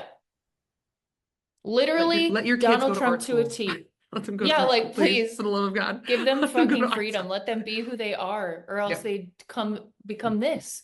Yes, like exactly what you said A earlier lot of too personality alignment. about yeah, like a lot of personality alignment, but a lot of also just, like you said, the legal system, the things that he was held accountable for, Yep. the He's MLM getting even for exploitation. every Yeah. problem he came into Hmm. because he had so many lawsuits denying Black people like housing in his buildings. He had so many lawsuits not paying Black people. He had all these things. So now he's getting even. All of this, and again, control of women is like a added bonus to them. But this political machine has been to overturn civil rights. Hmm. That's the goal. Right. That's the goal. Yep. Women being a byproduct that can't work outside the home or can't go to college is like just an awesome win for them so that they can have free labor at the house. But this has really been about overturning civil rights Hmm. fundamentally Yep. because people Yep. are still mad that you told them that their kids have to go to school with Black kids Hmm. and that they can't lynch Black people anymore. Hmm. Like that's what this is. That hatred Hmm. is so ingrained. It is so foundational to every system in our country. It's so Hmm. foundational to our religion because, and especially with Christianity, the existence of the Black church is a condemnation on the church at large. Because if there was any point in American history that Christians cared about loving God and being a Christian more than they cared about being white, the Black church would not exist. And there Right. has never been a point in history where Christians cared more about that than they did about being white. Churches became the whites only clubs that they couldn't have anymore. It's just, and the more you know, the It's more you can't unsee it. yeah. The thing that's apparent to me as you're saying all of this too is energy doesn't disappear, it changes form, Yep. right? So like all of these things, if we don't like break them to pieces and dismantle and deconstruct and remove them fully, They just they change just shape. change form. They just Yep. shapeshift and become churches instead of country clubs, or private schools, like private Catholic school instead of public, like Yep. instead of As long as segregated. the foundation Thick. of white supremacy exists, it's just a rebrand. Yeah, And it's and, and all a America's rebrand. It's so America's not obvious. unique in that. We're just so young. So we're Yeah, experiencing things that the countries in Europe experienced hundreds of years ago because they're so old. But right. all of this is just a rebrand. The idea that your leader is appointed by God goes all the way back to Egypt, ancient Hmm. Egypt. A lot of the symbolism in the Bible is all stolen, like copy pasted from ancient Egypt. The stories, ancient Egypt, ancient Greece. It's just a rebrand. Hmm. When Constantine put together the Council of Nicaea. So the Council of Nicaea was where a group of men, of course it's always men, came together to decide what would be in the Bible. And they were appointed by Constantine, who was now a believer. He was not a believer. He just had a religious movement that was so big, he didn't want it to overthrow him. So he wanted to have a Bible with his stamp on it so that he could say, well, these are our scriptures. This is Gee, what that we doesn't follow. sound familiar at all. Right? Right. Weird. So that's why when the The Council of same Nicaea, playbook. It's so crazy that people are unwilling to see this. yep, and It the is Council of Nicaea exact came thing. together, and any book written by a woman was immediately thrown out the window. Any book like the Gospel of Thomas that depicts Jesus as a man, just a man, thrown out the window. There's so much of Paul's letters because they felt that Paul gave male authority, which again, some of that's so mistranslated. And also remembering that the Bible is 40 different authors in different phases in history who did not know each other, did not live together, never intended their works to be part of a collective. Psalms is a book of prayers from a man to his God. It was never meant as a directive. Song of Solomon is a very racy love story about two lovers who are not married. They're sexually active, but they're not married. And like, it's such a disconnect. And so the Council of Nicaea was founded to make sure Constantine could control Christianity in a way that was effective for his empire. And King James, same thing, wanted a translation that celebrated authority and the monarchy and intentionally mistranslated passages that talked about overthrowing leadership. And all of our English translations have been based on the King James Version since. All of this is a rebrand. Yeah. And then It's just a rebrand, a certain someone coming out with a Bible that puts America's founding documents in it, foundationally marrying America to the Bible, two separate entities in a church, in a country that is meant to be secular, that the founding fathers were very clear they wanted to be secular. You don't make statements like it would be the best of all worlds if religion wasn't in it, if you're trying to build a Christian nation. The Treaty of Tripoli, our founding documents say we are not founded on Christianity. Most of the founding fathers were deists and agnostics. There was a few devout Christians. Ben Franklin was an atheist, functionally. His whole thing was the only way that you can see by faith is to close the eye of reason. They thought it was ridiculous. George Washington said the foundation of our country should have no influence from the clergy because they knew historically what happened. But now we've seen the reband of like changing the Bible again so that you can tie patriotism and fundamentalism together, because then when you challenge either one, you're challenging someone's entire identity, not just in their families and their communities, but in their country. You're challenging their citizenship. It's genius in an evil way, but it's a repeat of what we've seen in history over and over and over when it comes to religious text. Yep. Crazy. Nothing new. Yeah. It's so wild that this is happening in America in 2025. We have learned nothing, and people are dumber than ever, apparently. They don't even have the bone of curiosity in their souls to be like, we're a country that doesn't read anymore. Nobody That's a reads. big part of it. No one reads. Nobody we want even people to tell us. They don't even I'm not even talking about reading like a physical book. People on the same phone that they hear something that sounds crazy. Like there are litter boxes in classrooms, okay? Yep. Normally you'd think that sounds outlandish and crazy. Let me open a different app now. Let me open on my the same supercomputer phone that I carry in my pocket. in my pocket that's already in my hand where I heard this first. Open Safari or Google or another search engine of choice and say litter boxes in classrooms and see what comes up. And if you did that once, you would see 10 things that dispel the hoax and the conspiracy theory immediately. But people want to don't do believe that. whatever confirms their bias. Exactly. My description for this is if someone tells you that it's raining and someone else tells you that it's not raining, it's your job to open the fucking window and see if it's raining. Yeah. But like, and people don't know how to accurately fact check. We've been so indoctrinated and dogmatized. And this is both right and left, because there are Yeah. a lot of times where people on the left do not fact check their information. And I'm like, Hmm. like, if you're going to post this, by all means post it, but fact check it first. Read the Right. bill. Like, You have a you know, responsibility. and I found myself, there's been a Yeah. couple times that I've done that. I don't anymore. I make sure even if it's a meme, I fact check it. But like, you get, part of it is because right now things are so outlandish that outlandish things are believable. Right. But it's this intellectual dishonesty. And also we've demonized intellectualism. Oh, you're just a Yes. fucking nerd. As if being smart is a bad thing. And Being Vivek well-informed. Ramaswamy said it. Yep. And Like, he's now people can leaving. be as mad at Vivek as they want. He told the truth. At We are, least he did that. I yeah, mean, at least that. But in that conversation where people were so offended, and I'm like, you tell me where he was wrong. Because in America, mhm, we have demonized intellectualism. We've dumbed ourselves down to a painful level. And we are lazy. mhm, Not everyone, but as a whole, we want things to be served to us on a silver platter that usually comes in the form of video entertainment. mhm, And it's, mhm. I was like, Well, ah, he's kind of right. there's so much instant gratification. You can have a restaurant delivered to your door. You can Yeah, have we don't have to anything wait for delivered. anything anymore.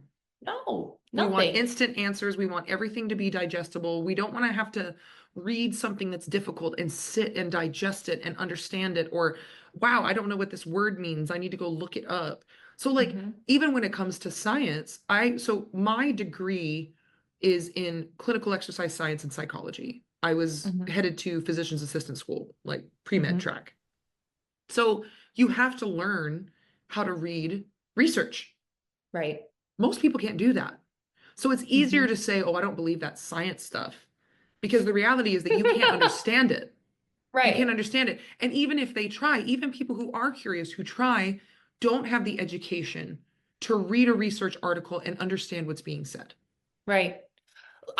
Oh my God, there have been so many instances of this where I'm like, somebody will share something on the other side and say, see, this is justification. What we've been saying, this is a hoax, blah, blah, blah. The FBI was involved in the insurrection. I'm like, I'll go read the same article and be like, That's not what that said at all. literally not what it said. Like, I Yeah, can't, like, our comprehension is so not bad. working. Like, It's so what is bad. going on? It's so It's bad. And that's so why I tell bad. people, like, one of the best things, because I did a little story about this yesterday. Someone asked me, like, what small things can we be doing right now? And Mhm, I did say, being fit, because I do think that's the starting place, take care of your health. But the second thing I said is you should always be reading a book. You should mhm. always have a book that you are actively reading. Yep. Like, because if you practice, your brain, it'll get easier and you'll Mhm. be able to recognize misinformation. And that's the other thing is Americans are completely incapable as a whole of recognizing propaganda Mhm. because we've been told what to think, not how to think. Mhm. And so it'll be sitting in their face. Like even the whole, a big part of the MAGA movement is the whole 1950s housewife aesthetic, not understanding that that was a propaganda campaign because women Yes. women went and worked in World War II because the men were gone and women didn't want to stop working. So Yeah. The men wanted their jobs back. a Well, national campaign to put women back in the home and tell them that this is where they'd be happy was launched to it's, get women out of the workforce. I, Like, Monty, I I literally feel cannot. like, am I watching like a political satire of what it would look like if America completely failed? Like, Yeah, I part mean, of I me, joke all part the of time that my, we're in the season finale. we are, Like but, the but show not only finale, that, I'm maybe. like, is this us watching like WWE style That's a good satirical comparison. improv, but like on a political scale in our country to be like, hey, you're fucking dumb. Like, this was propaganda. You need to Yeah, learn it. Like, we yeah. were about to ruin this entire country. Like, are they going to be like, gotcha at some point? Like I I literally honestly, am it's like, going to be one of those things that there are people that are so, and again, the doctrination starts as children. So this is what people have been told their entire life. They have never thought differently than this path. It's very hard to unwrite that. That's why there's all this push to have the Bible in schools, because you have to Mhm. start them young. So most people have been believing this for however long. And the issue is that until it gets so bad that it Right. cripples them personally, they won't consider expanding their worldview. Mhm. But that's the thing. I'm like, okay, you have allegedly some of the most smart people. I mean, they're the richest. That doesn't Yeah. mean intelligence, but People act let's like Elon say invented anything instead of just he buying it. didn't. No, I know. So stupid. Anyway, like, okay, so if in theory, if we suspend everything that we're actually experiencing and seeing, here's my weird, crazy conspiracy theory that is born from hope. The last shred of hope Yep. is like, wait, what if they're all in on it? Because obviously it just exposes the underbelly completely. And then we have no choice but to not look away from white supremacy, racism, sexism, etc. That would be a way to turn it around. But we, like, our movement can do that. But what if Yep. they're like, what if they're sitting there behind closed doors at fucking Mar-a-Lago being like, this is ridiculous. Okay, Elon, throw Oh, up I a 100, I sig 100% heil. believe Throw that, up a like, fucking sig heil and see what happens. Do this and see what happens. Do that and see what happens. I bet you they're probably placing fucking bets on what is our base gonna do now? They're not gonna even see it. Like they're oh, I so 100% think it's been gamified. And I do think that these men, especially Bezos, are looking at people being like, you're dumb, but your stupidity is making me so much money. yeah. Of Yeah. course they are. Yeah. Everybody thinks that way. They're Like if not bought you're into this. It's the same way that Donald no, Trump's not they a know. Christian. He's never been. Exactly. He's like, wow, you No, guys he's are a dumb, fucking and this is grit. making me a lot of money. Yeah, thanks. Like, Thanks, not even guys. thanks, just like, yeah, I knew Elon that. Musk's net worth has gone up $200 billion since the election. He's on track to be the first trillionaire that has ever existed, which is an utter moral failing. That billionaires even Hmm. exist Right. is a problem. But that's crazy. It's so crazy. And again, once you deconstruct and you see these things and you see the repeat, especially if you know history, it's like, oh my God, I can't believe that people don't notice this. I can't believe that people don't see this. I can't believe, but it's there. Here we So, are. okay, so let's make a quick prediction because Elon has also said you're gonna have the future is, these robots, whatever, you're gonna have universal high income. Is the plan to completely remove all brown people from our country through what's happening now? Is this his master genius advocating to do that in right now because he's already in talks with he's trying to buy elections in the UK and Yep. Germany and all this Yeah, stuff. He's he's endorsing already candidates. interfering in the UK government. Yeah. Right. So is his master plan to basically remove everyone who is non-white and do I don't know what, either deport them to another place and make them labor for whatever, like who knows what I that just think part looks I like. literally think it's as simple as he wants to be a global leader. He wants to Mhm. control the world. I think that he'll use racism when it benefits him, but like he's not going to be able to get rid of all the brown people, right? Most of the world is brown, like Right, 60% are white. So right. I think his goal is to buy the world and control it. This is a I think game for that him. too. And I think also it's just not about just the being a global world, king. Mars and the moon and anything else that can be He colonized. wants to be God. Yeah, He wants to be truly. God. That's all it is. And then, but the universal high income theory that he's spouted about, and then it'll be about what you want to do with your time and whether you're living a life of purpose and da da da. That's gonna happen. It's not, People but with like, resources revolt. yeah, totally. But his crazy brain thinking this, is it all the white people have universal high income, therefore women don't need to work, therefore they can repopulate the white race. Therefore, everybody lives a life of leisure, and white supremacy gets even more turned up because you don't even have to work. I do think that that is part of his idea, because he's been very clear about replacing the white population and pushing Yeah. have as many kids as you possibly can. I don't think, I think for him that's a side benefit, not the primary goal. Mm. Like that, again, he wants to be God, he wants to control the world and get his way. And he's going to use white supremacy to achieve that, to get people to be complicit because it's comfortable. Mm-hmm. So, Yeah. So it's a tool, not yeah. the whole strategy. Yeah, it's just a tool. It's the same thing. So if you can guarantee, so the Bacon Revolution in Jamestown, Virginia, in 1600s, yes. And what happened was you had your aristocrats, because Jamestown kind of gets skipped over. Like we have this idea of like the Pilgrims came over for religious freedom. Yeah. Jamestown was strictly for people to come over and make money. Mm-hmm. That was it. Yeah. And so you had a bunch of aristocrats, you had a bunch of indentured servants, and a bunch of slaves. And the conditions for all of the people that were not the wealthy were really bad. Poor whites, poor black people. So there was an uprising called the Bacon Revolution, where the poor whites and the poor blacks simultaneously fought the Native Americans and the aristocrats. And the aristocrats got real scared because they were like, we're going to lose our shit. There's way more of them than there are us. So what they did was they gave small land grants to all the poor white people. And there it is. Establish that you're not on our level, but you're better than those guys. Mm-hmm. That's where it started.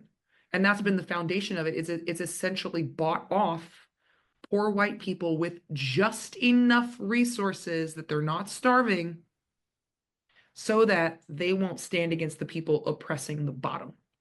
Mm-hmm. And that's been used over and over and over. Lyndon B. Johnson said, if you convince the poorest white man that he is better than the best colored man, he will not notice when you pick his pockets. Hell, he will empty his pockets for you. That's exactly what's happening. That's exactly That's what's why happening. I'm like, They're how is trying it to throw possible? poor People white people aren't- enough bones that they won't complain. They're not Yeah. actually trying to help them have better lives, but it'll be just enough that they're not suffering. Mm-hmm. So there won't be universal high income, but it'll be just enough that you're not suffering and you're scared to suffer, so you don't speak up for the people who are suffering. Mm-hmm. Yeah. And they And just therefore- have handily used religion to do that. Even more insidious. Yes. Because it's less obvious, because it's as this, even just like the election results, right? It's like, wait, why are there, why are these groups splitting, and why are these people going right, and why are these people going right in this election? And it's like, well, I sure hope that some of those groups are waking the fuck up and I realizing, hope hey, so dude, too. I hope you see what's going on. The literal fact that like all of these like super fast executive orders that we knew would come are coming hot and fast, and like most of these will affect you deeply, whether you voted. It doesn't matter how you voted. It's gonna come knocking at your door. Yeah. It's like the grim fucking reaper. Yeah. Y'all better be on alert. Because here's the thing, it is going to affect all of us, but for you and I, it'll affect us last outside of reproduction laws. Because we're white women. It's going to affect them first. And I hope that they're seeing these changes, where when he signed the mass deportations order and declared emergency, that they shut down the legal app of people that are currently in the process of legally immigrating. And I hope that the Latinos are paying attention to that and being like, oh shit, you got played. You got played. You got played by white supremacists who took your vote, who made you think that you'd be in the club. And now with the Equal Opportunity Protection Act overturned, I hope the black people that supported him are like, oh shit. Oh shit. That's the thing. This is the thing that makes me slightly hopeful that this is actually just WWE. Because I fucking hope so. Seriously, it's like so. all of these That would things be great. coming in so fast would make it so that people have to be like, wait, what? Like, they'd have to like wake up faster so that it doesn't actually get enacted. Yep. Like, I wonder, like, whether it's they know they're doing it on purpose to like fuck with us, like the Stanford prison experiment. I feel like we're living in that right now. Yep. And it's like, Yep. look what you did to your fellow fucking American. Look what you did to yourself And to your children. in this process. Like, never do that again. Ever fall for this shit again. And I think I wouldn't be like, the only way Donald Trump gets my admission, like, okay, you're a good guy, is if he is fucking with Elon, and because he knows if he can get him to disclose enough stuff and make himself give himself away, he could take all of his wealth There's no for way. America. That No would way. be cool. Yeah, there's no way, because Donald wants to be Elon. Well, that's what I'm That's what it saying. is. That's He what would it is. become that then. Yeah.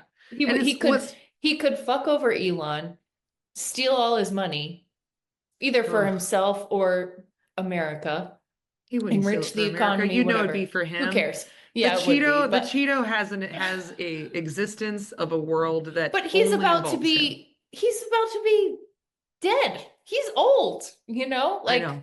That's another thing that gives me hope. But then we got to yeah, deal with hillbilly vanilla. right. He's gross. Oh, he's scary. evil. He's a scary He's dude. scary. He's an evil person. He's evil. He's not attractive, and he knows it. Yep.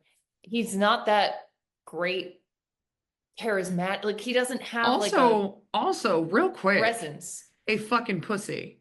Because how the hell are Oh you yeah, gonna he went let a from never movement? Trump. No, Yeah. I don't even mean that, but yes. Oh, that but too, I'm yeah. talking about, like, you let a whole movement slander your wife because she's not white, and your response was, well, she's a great mother. I would have had divorce papers on the table the next day. Yeah, what's wrong? What's wrong with her? I need to know her story. I want to talk to her Yeah, and I'm like, independently, girlfriend, what have you privately. bought into? What have you sold your soul for? Yeah, because But she's it is, vegan and non-white. yeah. His Like, kids are mixed race. Like, none of it even makes sense. That's the Yeah. craziest part, is like, if you have any kind of discernment, you can see it. The writing is Yeah. like so fully on the wall. Well, and It's people not- don't know. What's been crazy to me is, like, especially, so obviously the birthright citizenship is an attack on the Constitution, and that's its foundational goal. But it has been shocking to me in the past few days, conversations I've had where white Americans who are conservatives do not understand that birthright citizenship is how they got their citizenship. Right. I'm like, all of us are birthright citizens. So if you tell the government that it can take away birthright citizenship, any of us can get kicked out. Mhm. Any of us. And it could Or at be, least incarcerated. yeah.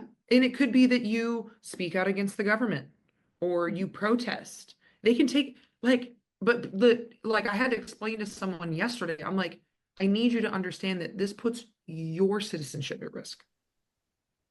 Part of the reason that this amendment is there was to protect people from undue punishment if they spoke out against the government. But people don't know. And that's before I even get to the fact that most people haven't read the Constitution. Right. They don't know what it actually says. Like, people don't realize that slavery is legal in the US, provided it's a prisoner. The amendment specifies that the only way that slave labor is permissible is for prisoners, which, how convenient that you would criminalize homelessness, take away resources to help the homeless, and you just so happen to have an amendment that allows for slavery in the United States. Because you can send them out of prison, you can use them for free labor, and then deny them parole. Which is the exact thing you can do now to anyone who's incarcerated, who's not a violent criminal, qualifies for these work release programs where you don't get paid. They work you to the bone. They have deemed you safe enough to be in the general public while they will not grant your parole.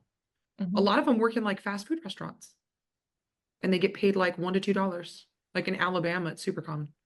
And they interviewed a group of prisoners where one was talking about, I couldn't believe how, I can't remember the year, but I remember being shocked how long she'd been in prison. And she was like, yeah, they deny my parole each time, but they make me work every day. But it's her only way to get out. Indentured servitude. Like that's That's what it is. literally, It's that's slavery. all it is. It's just slavery. Like, let's call it what it again, is. It's slavery. right. Giving you penance, like pennies for your commissary, is not even indentured servitude, because indentured servitude you get free at some point. You get out. Yeah. You get out. You do your time, you pay your debt, quotation marks, you get out. I think we need to be more concerned with like corporation cities, where similar to like when the Pacific Railroad and stuff went across the US, they would establish these cities where everyone in town works for the company. And so like your rent is part of the company, your per diem is part of the company, but they never paid you quite enough. So then you would get in debt to the company. So now you're working off your debt to the company and now you can't leave. I think that Elon would be very much a fan of systems like that, just based on his personal history and what he said. I think that that's something where they may try to like kind of, again, force people to be quiet and force people to fall in line, because it's the only way you can survive, but it's a system that you can never get out of, which we're already in. Like if you look at bankruptcies being caused by medical debt, people can't access the doctor. Like if you're poor, you die. Sorry. Greatest country on earth, my ass. Like we have enough resources. And not just that, universal healthcare would save us $40 billion a year. Right. Save us money. United Healthcare could have paid all of their patient claims and still profited $17 billion. We have the resources. The resources are there. Disgusting. People that say it's too expensive are full of shit. And they also need to understand, like, again, with free education, it's too expensive, we can't do that. We used to have that before the Civil Rights Act was passed. Right. And then colleges started charging tuition. And it got escalated by Ronald Reagan because he was mad that the kids at Berkeley were protesting the war. And Reagan said repeatedly that we needed to monitor and limit who could access education. And he intended to build a system that would do that. There we are. I lost you for a bit. There you are. Yeah. But yeah, like Ronald Reagan put that in place. College outside of private schools always had tuition to some degree. State colleges were free. They were an extension of the public school system. And the ones that did have any tuition at all, it was pennies. It was pennies. People could work a part-time job and pay for their school. Yeah. But Reagan was like, nope, I don't want these woke students to be able to protest. We need to limit who can access education. And by that, he meant brown people. And yeah, all of this goes back to civil rights. So people that say that we can't do it are lying. One, we see Europe do it. Two, we have the numbers. It would save us money. It would invest in our economy. People would be able to get better jobs. Communities would grow. More jobs would open up. There's more entrepreneurs. Like it would completely change the landscape. Plus, we wouldn't be suffering all the time, and we'd have a higher happiness quotient, which kind of sounds like a win to me. I don't know about anybody else. The fact that we don't have mandatory maternity leave or paternity leave, and other countries have like 2 to 3 months of vacation in their full-time jobs. And you're telling me that their system is bad. But people are what? Are you happier, healthier, wealthier? They live longer, they have a higher quality of life into old age, so they can work longer and continue to contribute to the economy. There's more like investments in real estate. Like it's such a farce. But again, the same with religious indoctrination. People have been so programmed that these things are bad, that we can't afford it, that this is socialism. People can't even tell you what the difference between socialism and communism is. It's like, you guys, like, libraries are a socialist program. Public schools are a socialist program where the people get to contribute to a pot of resources for themselves. Communism is where the state controls all the resources. It's a big difference. Big difference. But people can't define it. They just call anyone who's not super capitalist communist, because they're holding on to the next to impossible chance that they might be a billionaire one day, and they won't. Right. It's and insane. they're much more unlikely to be a billionaire than they are to be homeless in this country, or poor, or in debt, or fill in What is the it, like blank. 40% of Americans live paycheck to paycheck? I'm not sure on that number. I'd have to double check that. But also, I do know that most Americans could not sustain a $1,000 unexpected expense. Mhm, They don't have enough resources for what we are all much closer to homelessness than we are to being billionaires. All of us, mhm. except for people who are already billionaires. Right. Even Because if you're a millionaire, even you're if you're a closer. millionaire, Yeah. even if you're a millionaire, like something goes wrong in your business and you lose your income, Mhm. that can come crashing down real fast because it takes a long time to get to the big B. Okay, I Googled it. The amount of Americans living paycheck to Paycheck to paycheck. paycheck. Mhm. Okay. Estimates are between 30% and 75%, which is not Holy very. shit. Payments.com, I guess, 67% of consumers were living paycheck to paycheck in November 2024. NerdWallet source says 57% of Americans said they were living paycheck to paycheck in a recent survey. Career Builder, 78% of American full-time workers were living paycheck to paycheck. Bank of America says around 30% of households. But don't they have some weird stuff going on, Bank of America? Aren't they Yeah, they also got not some so great? questionable business practices. Uh-huh. Um, yeah, so it's like but people don't want to admit that because there is again the American dream. You have to be sleeping to believe that it's real. This idea Right. of, oh, well, if I just work really hard, I'm gonna be rich. And I'm like, it doesn't work that way. Like No. not when you You have your have to health care. exploit people. Yeah, not when you have your health care tied to a job that doesn't pay you enough. But if you quit that job, you don't have health care for yourself and your children. You're being Right. taxed on the money you make, and then you're being taxed on money that you spend that has already been taxed. And if you inherit money that has already been taxed twice by your parents, it gets taxed again as you inherit it. Hmm. But The system is not built someone, for you. The system is not built for exactly. you. No, You're somebody not who said they're the other talking about. day, right, exactly. They're talking about themselves when they say Yep. make America great again, not you. Yes. They're talking about 1950s, white men rule everything, women are subservient, minorities can only do so much, and there's no civil rights and there's no work protections. That's what they mean. Right. They just didn't say that part out Yeah. loud. I can't say, well, they're saying it now, basically. Yeah, well, they are. That's the thing. It's like you're telling on yourself. Are you trying to incite a revolution? Like what? I'm hoping they do things as fast as they can because that way people can see it for what it is sooner. Don't draw it Mhm. out. The danger of that is too is because that's what the Nazi regime did is they moved Right, very fast. Within two right. years, had complete Well, even control. within like 57 days or Yeah. something. Yeah.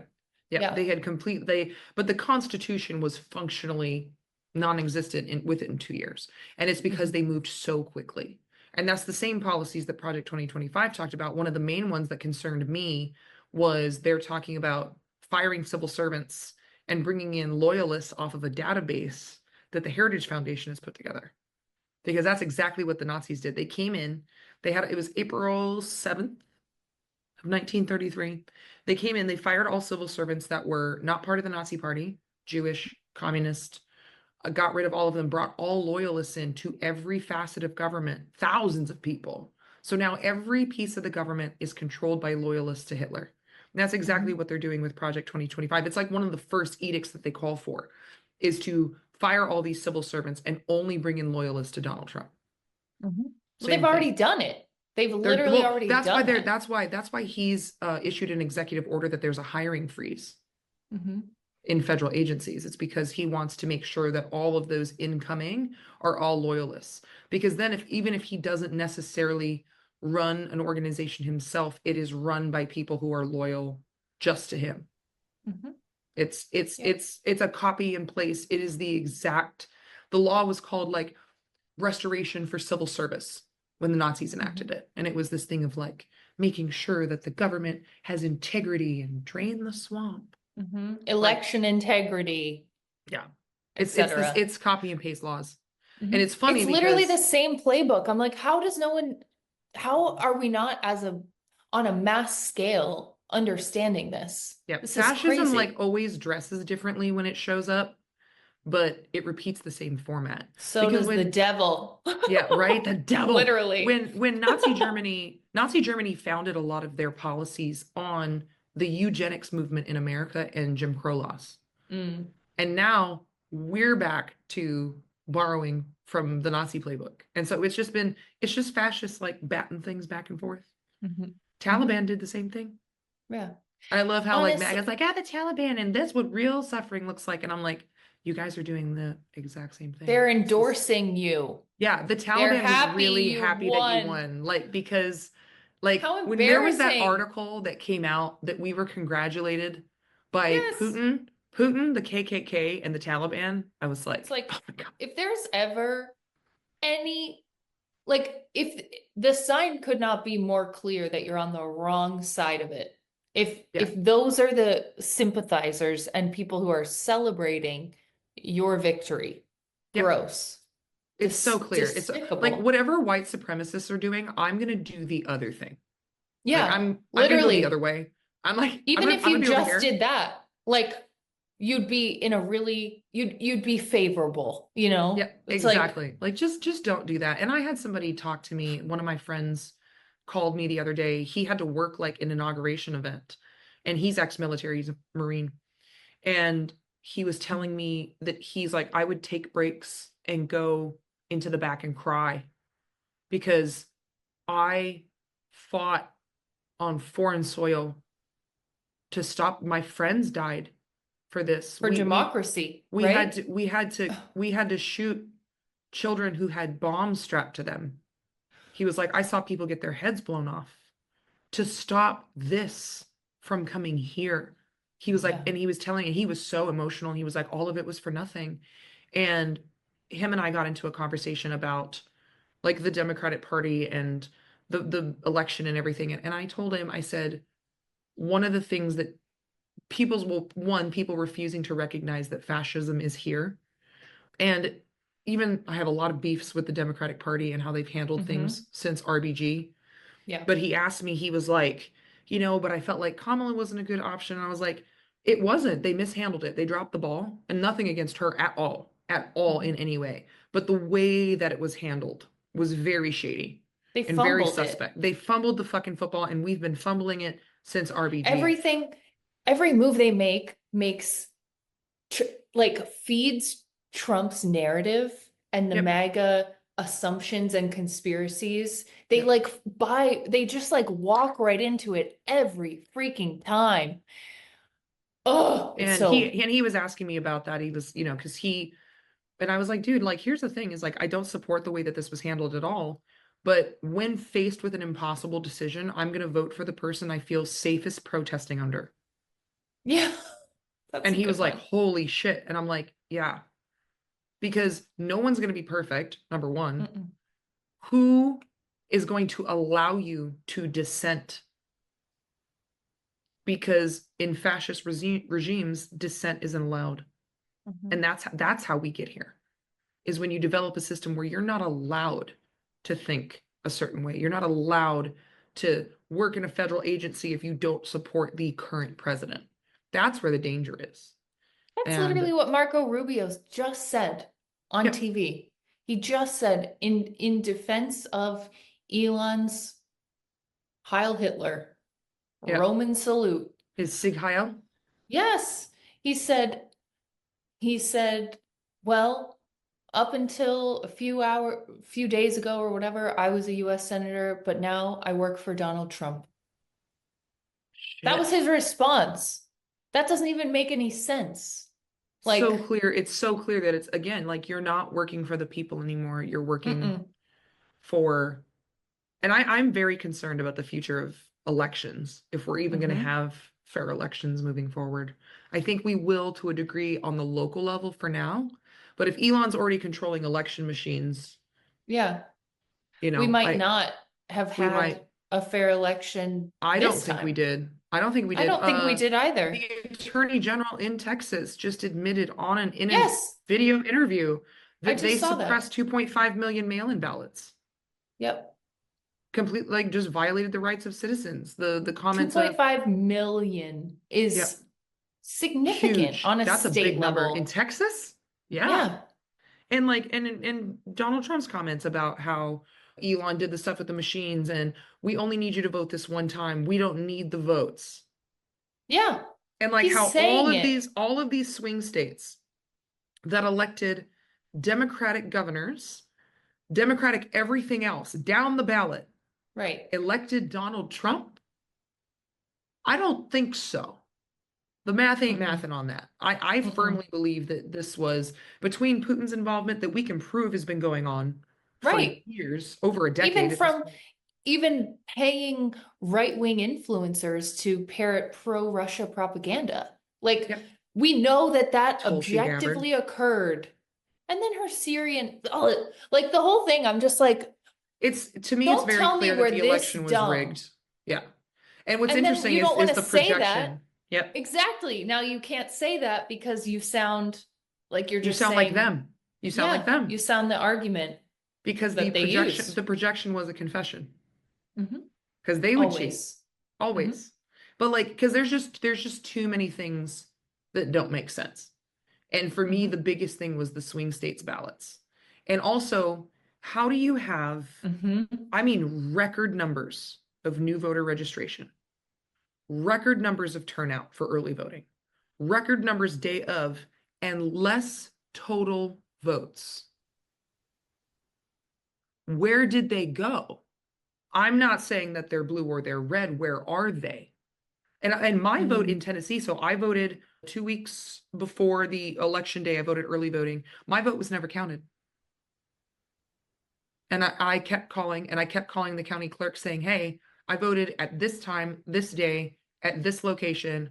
My vote was never counted. In Tennessee, it shows that I did not vote this year in this election. How do you find that? Where do you go So to look it go up? to, you can go to checkmyvote.com. You can also go onto your county clerk state website and check your vote. And it like you can find your own voting history.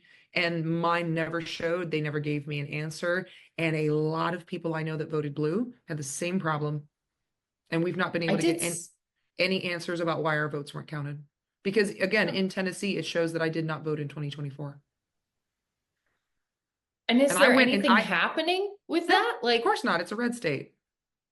there's no movement around that. There's nothing. Well, Nobody, in the everybody's red just like, states, oh yeah, it's fine. in We'll the red states, just, there's not enough blue votes to make a difference, which is, I think, why like district attorneys and but stuff aren't gonna pursue it. But at the there's same enough time, to have it be clear that it's not a mandate to yeah, do whatever you want with no checks and balances and absolute power. yeah. Well, I mean, we don't have checks and balances now. No, But that's I out will the say window. that there's only been two other times in American history that Republicans have controlled the Supreme Court, the Senate, Congress, and the presidency. There's only been two other times. And the first one was right before the Great Depression, and the second one was right before the Great Recession. Mhm. So, Yep. yay. Can't Yay wait. us. Can't wait. But cheaper eggs and the Gulf of America. It's like your eggs are not going to get any cheaper, baby boo. What No, a they're gonna get more. dumb. It's so dumb. And then he comes out in an interview and says, yeah, I can't lower the price of groceries. And I haven't heard a peep from people. I'm like, what about groceries, guys? You were totally willing to trade civil rights for groceries. And now you're not even getting cheaper groceries and gas. You dumbass motherfuckers. I try not to be disparaging, but Me it's too, very hard. It's very hard not but to sometimes. it really is because it's And I so also think that blatant. it's important to use, I think it's important to be a little more aggressive again, because part of my issue with the Democratic movement is them tiptoeing around things. Call him a rapist. Yeah. Use the word. Like I love AOC, but like Mhm. even her, she's backpedaled a lot. And I'm like, don't buy into this shit. They're not playing nice. Why are you? Mhm. Nancy Pelosi not, selecting AOC to head that committee. Just disrespectful. The only Mhm. like everyone in the Democratic Party, the Democratic movement, the left-leaning movement, even if you like me are really annoyed with the Democrats, needs to be like Jasmine Crockett. Mhm. Stand on that business Mhm. every time. Right. She comes out articulate, swinging, and brutally honest every time, and I love it. And I'm like, this, we need more of. Because you can't possibly meet what they're doing with anything other than that, with anything Yeah. less You than can't that. bring a It's knife so to a gunfight. exactly. That's And I'm crazy. sick. Like, I think people are really sick of seeing it. Yes. Like, And they are sick of being sick such a of it. wimp about it. It's like you have to understand the game you're playing and the rules of the game you're playing now. You don't get to just completely But yeah, keep it's up the with time, it's the decorum when time there to is get none. educated and be, Yeah. and also, and you, because we're women, we know this, right? That whenever we're aggressive, we're bitches. Whenever men are aggressive, they're leaders, right? So it's, you can have decorum and be decent and be direct. Those are not mutually exclusive. You can call things by their name and say, call it like it is.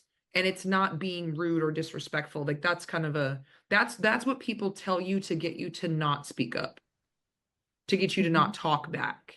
I had a guy do this to me the other day. He came into my inbox and he's super conservative and insulted me, basically called me a lunatic. And then asked me a bunch of questions about this thing he thought I was being crazy about. And I explained it in detail with dates, with policy, with just, I went down the line. And I told him, I love doing that. In the response, I said, don't you ever speak to me like that again.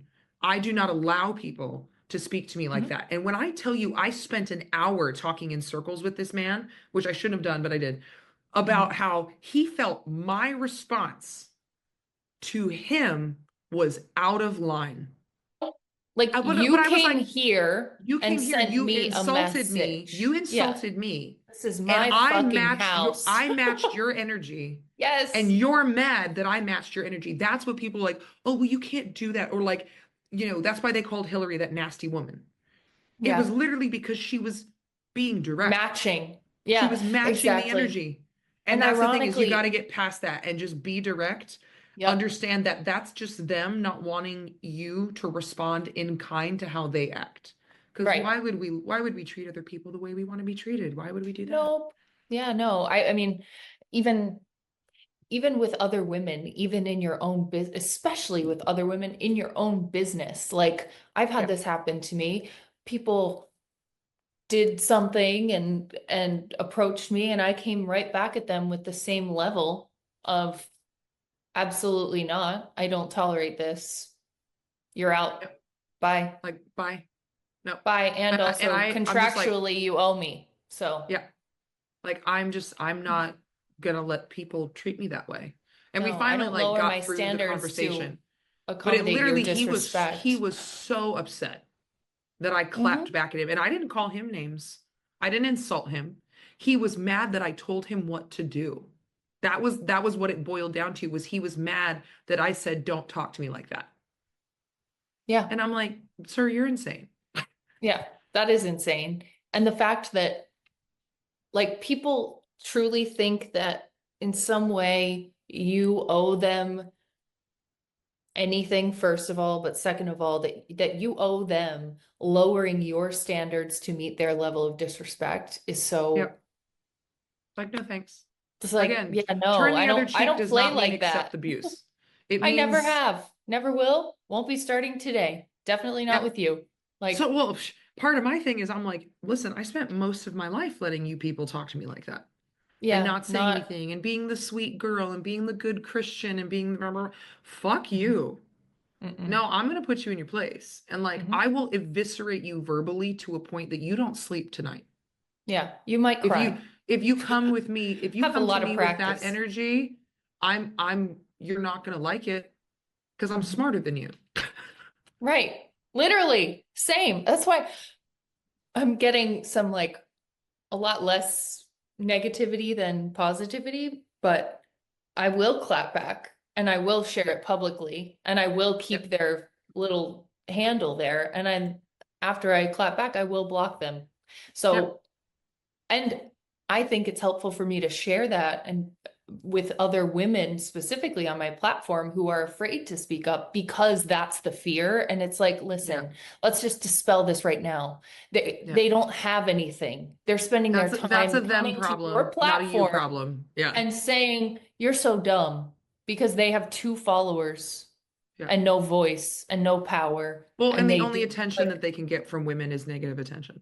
right, Ooh, that too. stupid cat again, the nose ring. It's so funny Typical how Democrat, like, get out of people here. that call those of us who care about civil rights snowflakes literally come unhinged when I have my nose ring in. It is hilarious. I'm like, you are the weakest person I have ever Yep. met. Like, because I don't wear it Fragile. all the time because it's a piece of jewelry, but I Yeah, who wear it cares? more often now because it makes them so angry and it makes Uh-huh. them comment. And again, it boosts me in the algorithm. Like, guys, you are helping me. You are Yeah, aiding thank my you. cause by widening my platform. And I tell people Exactly. on my page, I'm like, don't engage with trolls. Let me engage with some of them. Again, to Yeah. boost the out, but otherwise it's just them screaming into the ether because they're terrified and And they're lonely telling on and themselves. they hate their fucking lives because no one who Yeah. is happy in their life speaks to other people that way. No one. Mm-hmm. You will not find a happy person who is hateful to others. Doesn't Mm-hmm. happen because they're good. Nope. People who are confident in themselves do not feel the need to disparage other people. Right. Which is, it's the same thing with people that are like super homophobic. They're like always telling on themselves. I'm like, it is Mm-hmm. so clearly a them issue because they haven't dealt with whatever they're feeling internally and they're dealing with the closet right now. Just Yeah. let them have their tantrum. They'll get there. As soon as someone is like egregiously homophobic, I'm like, you doth protest too much, I think. Yeah, Think something's going on there. Because if I was confident in my sexuality, which I am, Yeah. other people's sexuality does Wouldn't not bother bother me. me. It It doesn't doesn't bother affect, me. yeah, Doesn't bother me. As exactly. long as there's consenting adults, I don't give a shit. I don't Right. care. Because like it literally has no impact on my life. Right. I feel that None. way about so much. It's like, what do I care what you're, if you identify as this or that or what? Like, I want you to feel like you have a will to live in this Yeah. world. I If want you that's to what it have the freedom takes, of expression. yeah, I want you That's to the thing feel too. authentic. I want you to make your contribution in the way that only you can. Yeah. Like, you can't do that if you are beneath the thumb of oppression and suppression of who you actually are. Yeah. Like, And why that's the would we thing too, want with the that? MAGA movement taking trans people and like making them the cause of all immorality in America. I'm like, first of all, bitch, they make up 1.6 maybe of the population. That's the highest estimate I've been able to find. So Hmm. no, they're not causing the issue. Like they're doing this to our kids in schools. And I'm like, you can't give a student Tylenol without parental consent Yeah, legally. No, no, they're not. Like the only genital mutilation that is happening widespread for children is circumcision. exactly. But nobody That's the talks about only that. one. That's the only one. And Yep. obviously can't consent because it's a baby. Right. Literally Like just born. insane. And in 2022, there was 150 like gender affirming surgeries in the US that were minors.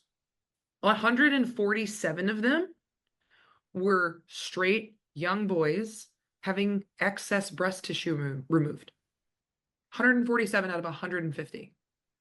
Like it's not a real problem, but they have manufactured it into this Is boogeyman to take the rights away from people that they don't like because they aren't comfortable in who they are. And they cannot imagine a world where they don't dominate others. They think it's the Mhm. only way to have Right. power in their life. It's so deranged. And I'm like, Yep. that doesn't even make sense. Like Right. It's not even logical. I am such a data person. Me too. Again, I am so logical to a fault sometimes, and that's something I'm actually trying to work on. But I'm like, the Same. facts are way more important than your feelings. Like way more. And I'm like, you have absolutely no data to support that. In fact, the data says the exact opposite. Like it and every time I look things up and I Hmm. study things and I look at research and I look at numbers, I'm like, you guys are dumb. Like Hmm. this it's all manufactured and they made immigrants and trans people the boogeyman to get Hmm. people And scared public and schools and upset teachers. and riled up. Yeah, the schools are indoctrinating our kids so that people will pull their kids out of education. I'm like, your teacher's trying to get your student to not eat his pencil. Yeah. Okay, like Meanwhile, they're not you're taking them changing. to church and Yeah, they're forcing not them. Exactly. I'm like, they're not changing your child's sexuality. And if that was the case, like you just don't want teachers to talk about it, well, then you shouldn't be talking about your straight marriages either, because that would be considered Exactly. sexual indoctrination. Exactly. Oh, the hypocrisy. I feel like we need to, I've been feeling this and thinking this and talking about this for a while, but I think we actually need to flip the idea that and use it in the messaging of the Democratic Party, perhaps, to say extreme religion is child abuse. It is It is. 100% child abuse. You are changing that child's brain in a way that they can never undo. Or I, if they I've do, I've made a if they do video. it, it's going to be a hard road, much harder for them. You are ascribing them what to believe. You're doing exactly what you're saying they're doing, but you're doing it in a way that oppresses more people, harms Yep. this child, changes their literal brain chemistry, Doesn't and give never them the gives them a opportunity to fighting choose what they chance. want to believe. Like, Exactly. I have no Ever. issue. I have absolutely no issue with creation being taught in schools alongside evolution. Teach both theories. They're both theories. We can't prove in a scientific sense either one. We have evidence, present the argument. But again, they don't want to allow teaching people how to think. Right. They want to teach them what to What? think. And I made a video where it was a purity culture video where this father, it was so gross.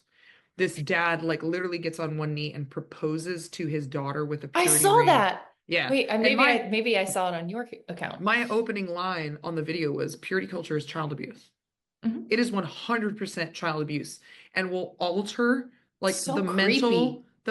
it's so gross. The mental and physical well-being of that girl for her entire life. It sets her up to be in domestic violence relationships. It sets her up for sexual assault. Like so much physical dysfunction, like vaginismus, is super common in very religious women because they've been told their whole life that sex is dirty, sex makes them dirty and worthless. They're supposed to flip that switch when they get married and become a porn star, and they physically cannot have Cannot. penetrative sex because there's so much shame attached to it that their pelvic floor locks down.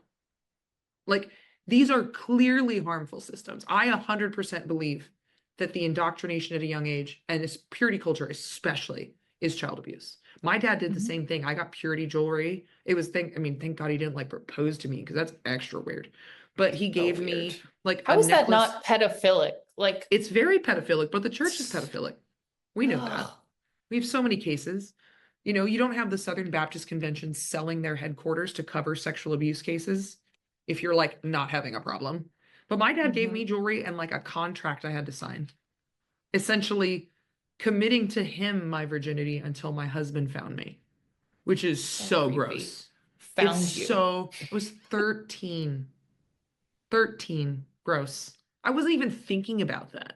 Like there was a good Because you portion. shouldn't be. What the There was a heck? good portion of high school because I was just not. One of the things that stood out to me as a youth growing up in Mhm. fundamentalism, I was very aware of how miserable the women were. Mm. They were very unhappy in their marriages. They were exhausted. I paid attention to like women were working jobs and had to do everything, in the home and had to clean everything and do everything for the kids. And they had to be submissive and they needed to stay in shape and you couldn't tell your husband no. Like that was a big thing in some of the churches I grew up with, was that you could never deny your husband sex. And I was like, marital rape wasn't a thing. And I remember growing up how like you could see it was palatable how unhappy these women were, but these women were so convinced, so brainwashed that this was how they had to live to please God. And Mhm. their free labor Yeah, propped it's up the Serena church. Joy. Yep. Their free labor propped up the church. Mhm. And the church would never pay them, never thank them, never appreciate Right. them. They would serve the church on their hands and knees, but couldn't be leaders. And the church would spin it into complementarianism, saying, well, men and women are separate but equal. It is not equal if only one group has power. Yeah. That is the No. definition of inequality. But growing up, I remember clocking this. And I also remembered I overheard this group of old ladies at the church once. I think I was helping with a potluck or something. And I'm in the just moving plates around and helping. And these women, half of them were widows. And all of them were like, I'm never getting married again. And I was like, because marriage is taught as like the ultimate achievement for women, in the church. Mhm. And I'm listening to them and they're like, I'll never do it again. I loved my husband, but I'll never do it again. And I remember clocking that, and then they would talk about things, how they hated having sex, how it was a chore, how it was miserable. And I'm like, well, that stinks. I thought it was supposed to be a good thing. I was really young, so I didn't. But Yeah. I remember, because I clocked that at a young age, and I remember the first sermon that I was like too old for children's church. I was sitting, and it was the first sermon I remember hearing about female submission. And I'm sitting there looking at my Bible, getting mad, just furious. I'm like, so I'm supposed to submit to a guy just because he's got a penis and I don't? And like, I was thinking very much directly on those lines as a little kid. I remember going home, going downstairs to change in my room, and I threw my Bible across the room. And I literally out loud said, I will never submit. Because that, to me, I'm like, that's wrong. Yeah. I'm not on board with that. And growing up, there was a period of time in high school where I thought that I was asexual because I had no interest in kids. I had no interest in boys. I had no interest in marriage. All my girlfriends would be like, I can't wait to be a mom. I picked out my wedding dress, and I was like, just standing there, like, oh, okay. And I started dating later. I started dating my senior year in high school, and I ended up telling my dad about it because my dad did not like the guy I was dating. And my dad laughs, and he's like, to be honest with you, he was like, I was wondering if you were gay. I was like, well, then that rumor became a thing later in life because I'm not married.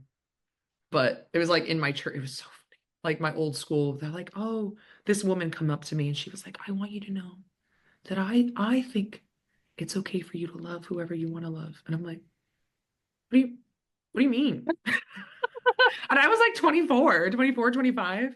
And it was so funny. And that's how I found out that there was this big rumor that I was a lesbian.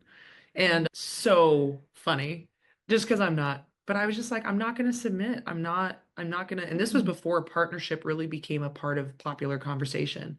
I was like, I'm not going to be in a relationship where I'm subservient to someone. Respect is earned, and I expect respect. And I'm also not going to be someone's slave. Yep. That's not going to happen. And now I recognize that my personal feelings, my unexcitement, if you will, about marriage was due to how I saw marriage play out in the church. And I was Trauma. that kind of sounds like a scam. I was like, that Yeah. seems like a scam. That's an MLM You know scam. what? You know what? As soon as I actually got married, because we didn't do a traditional wedding, we signed papers at the library, got them Yep. notarized, and then we took a trip and we took pictures of, we had our own little ceremony by a hydrangea bush, and then we had a different day that we did pictures. And when I got home, maybe it was a couple months after our trip, I was like, I think this is a complete scam. Should we get a divorce? Like, Right. we can still be in this, but like, this is so dumb. Yeah. Why do we need nothing changed? This is so Literally stupid. nothing changed. This was dumb. Now we just have more complexity. If we ever decide not to do this, now it's controlled by, The state. the state. It's just stupid. I was like, I've been telling women scam. lately, again, with the It's laws really a coming down, scam. with the laws coming down and fundamentalism, because Oh fundamentalists, yeah. there's very much No the push fault. that, yes, exactly, getting rid of no fault divorce, but also the Save Voter Act allows for the president to purge state voter rolls if he wants to. And in order to get your voter registration back, you have to go down and take your ID and your birth certificate, and the names have to match, which would immediately disqualify 90% of married women. And married women would have to go through all these hoops to get their right to vote back. Because it's about household voting and not being able to leave your shitty marriage. Because in no fault divorces, if you cannot prove beyond a shadow of a doubt infidelity or abuse, you can't get out. I've been telling women a lot. I'm like, by all means, have your wedding. Don't file any paperwork. Don't change your name. I sat after the election. Especially not right now. Yeah, no, I sat my husband down and I was like, so we might need to get a preemptive divorce just because this is safer maybe for us. Yeah. Like, not because I have any intent of leaving, not because I don't love you, but for my safety. Because I don't want to be with you for the rest of my life. But for safety. Yeah, exactly. And that's what I've been telling. I'm like, don't. Yeah. it's too much of a risk now, and it's always Mhm. been about women being property. I mean, you look at the history of marriage as a whole and like the religious impact, and it's just Mhm. insane. But yeah, I realized, I'm like, oh, when I was younger, I was just like, I just didn't want to be in a shitty situation that I saw all these women in the church part of. Mhm. Like, it was really sad, like how many of them, their life just wasted away. And then Yep. so many of them, when they did get divorced, because, Christians want to act like they're not getting divorced when they get divorced just as much as anyone else, how those women would transform. Mhm. Like, you would see them become themselves again Yep. because they weren't so beaten down, and just I was like, wait, something's going on here. Like, this doesn't make any sense. I don't know if you've read the book The Well-Trained Wife by Not yet, but I Tia have it on my Levings. list. Oh, she's amazing. So good. I was Maybe I we was can get talking her on. when I read it, I actually had a conversation with her. She was great. Mm. But yeah, like in reading her story, I'm like, that's exactly what I saw in the church. Mhm. And like abuse was rampant and grooming was rampant, and they would not address it because they would not hold men accountable for any kind of sexual sin at all. Mhm. And the onus was completely on women, and marriage was a trap for women. Really, it Mhm. truly was. Because, and that, again, not all, obviously there were good marriages because the men were good men and chose Mhm. not to treat their wife that way, but the overwhelming majority were not good, even if they weren't all out abusive. Not good. Mhm. There's no way that I could be with someone who, we both work all day, and then I make him come home and scrub the house and take care of the kids and cook and clean while I sit on my ass and watch TV. There is no way that I am like insensitive and selfish enough to even comprehend that. Mhm. Like, no way. But it's so common because it makes their life easier, Baked and then in. yeah, Mhm. and you get to tell your wife, well, you have to do this because this is your role as a good submissive wife, and this is what pleases God, and this is how you're going to get to heaven. It's so dumb Crazy. because honestly, nature doesn't need rules and laws and things to like have it do what is natural, right? Yeah, if this was natural If for this women, was you wouldn't have to normal, keep forcing them to do it exactly, you wouldn't and keep have reminding them so that it's many normal. workshops and Yeah. freaking like shove it down their throats again and again and again. That's how you know something is completely counter to your nature. I don't have to remind myself to breathe. No, My body exactly. just does that. Like, anytime Mhm. you have to keep reminding someone or something that this is the natural way, it's not natural. Mm-mm. You don't Mm-mm. have to remind people to be themselves. You have to remind them to be something else. Right. Exactly. Oh, this is so amazing. I feel like I we could know. talk for 5 more hours. I know. I'm like, okay, we're gonna have a part two. Like, sorry, I hope you didn't have anything going on Nope, today. I sure did not. This is my only thing. Wow, this is so great. Oh, I just adore you so much. And I feel like if there are people like you in this world and this country at this time, it gives me so much hope that we are going to figure it out. We're going to be okay.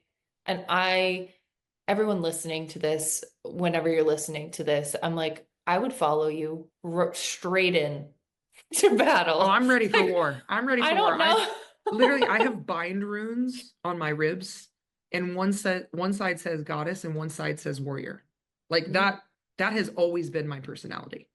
And I'm just like, okay, bitches, we ready? I'm like, I'm a Yeah. brawler. I've always been a brawler. I've always been like I need to train with you. saucy. Oh yeah. So actually, yeah. I So, have the energy, but I don't have the like tactical oh yeah. I'm gonna start taking some physical martial arts stuff. again. I Hmm. love martial arts, but my Hmm. training is more like traditional fitness. I'm releasing an Hmm. app in March Mm. to, like, my goal was, I'm like, okay, this is so important for us right now as a Yep. culture to like Hmm. our health and our bodies and being in touch with our bodies, because we're a system. We're not pieces, we're a system.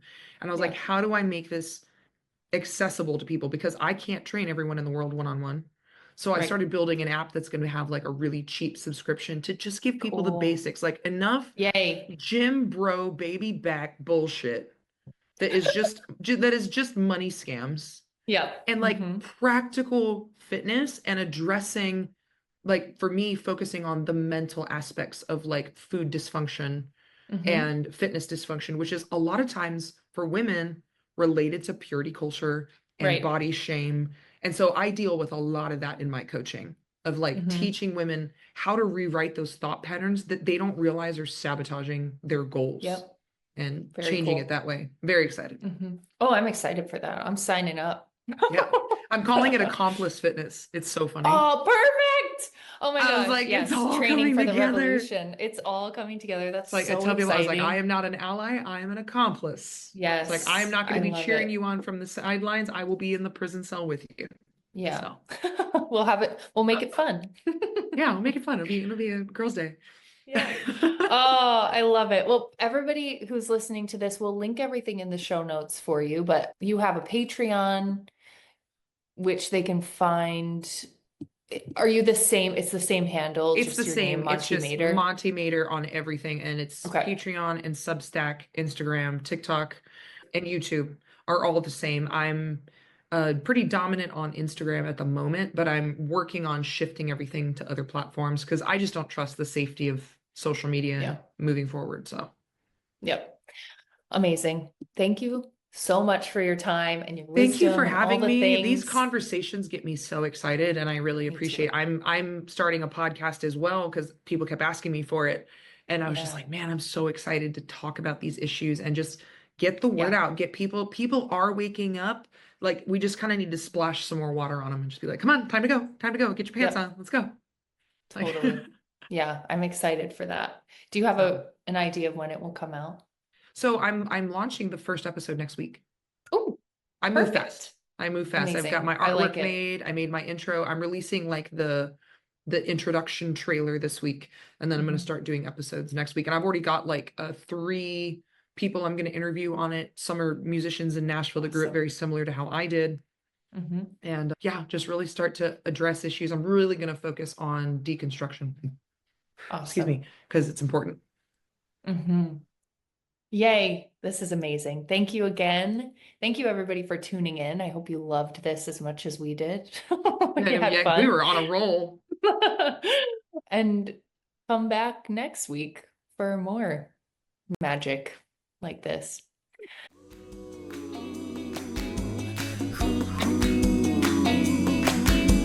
Keep your mind wide open, keep your soul aligned. You've got all the answers waiting there inside. You're not alone. Take a throne like nobody's business, like nobody's business.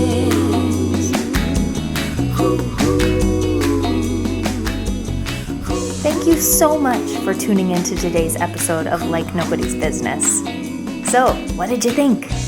I hope you found this episode absolutely enlivening. If you loved it, I'd be so grateful if you'd help me spread the word by sharing this episode with a friend or a loved one you know would feel supported and encouraged by this too. Be sure to subscribe wherever you listen to podcasts so you won't miss an episode. It's also infinitely helpful to me and to my team if you take a moment to rate and review the podcast so that other trailblazers like you can find this resource, know it exists, and step out of struggle and into more ease. Thanks so much for sharing your time with me today and for taking this space to receive nourishment for your greatest vision. And in case no one told you this today, you are wildly brilliant, beautifully wise, and radically trustworthy. Keep shining your light so that all of those who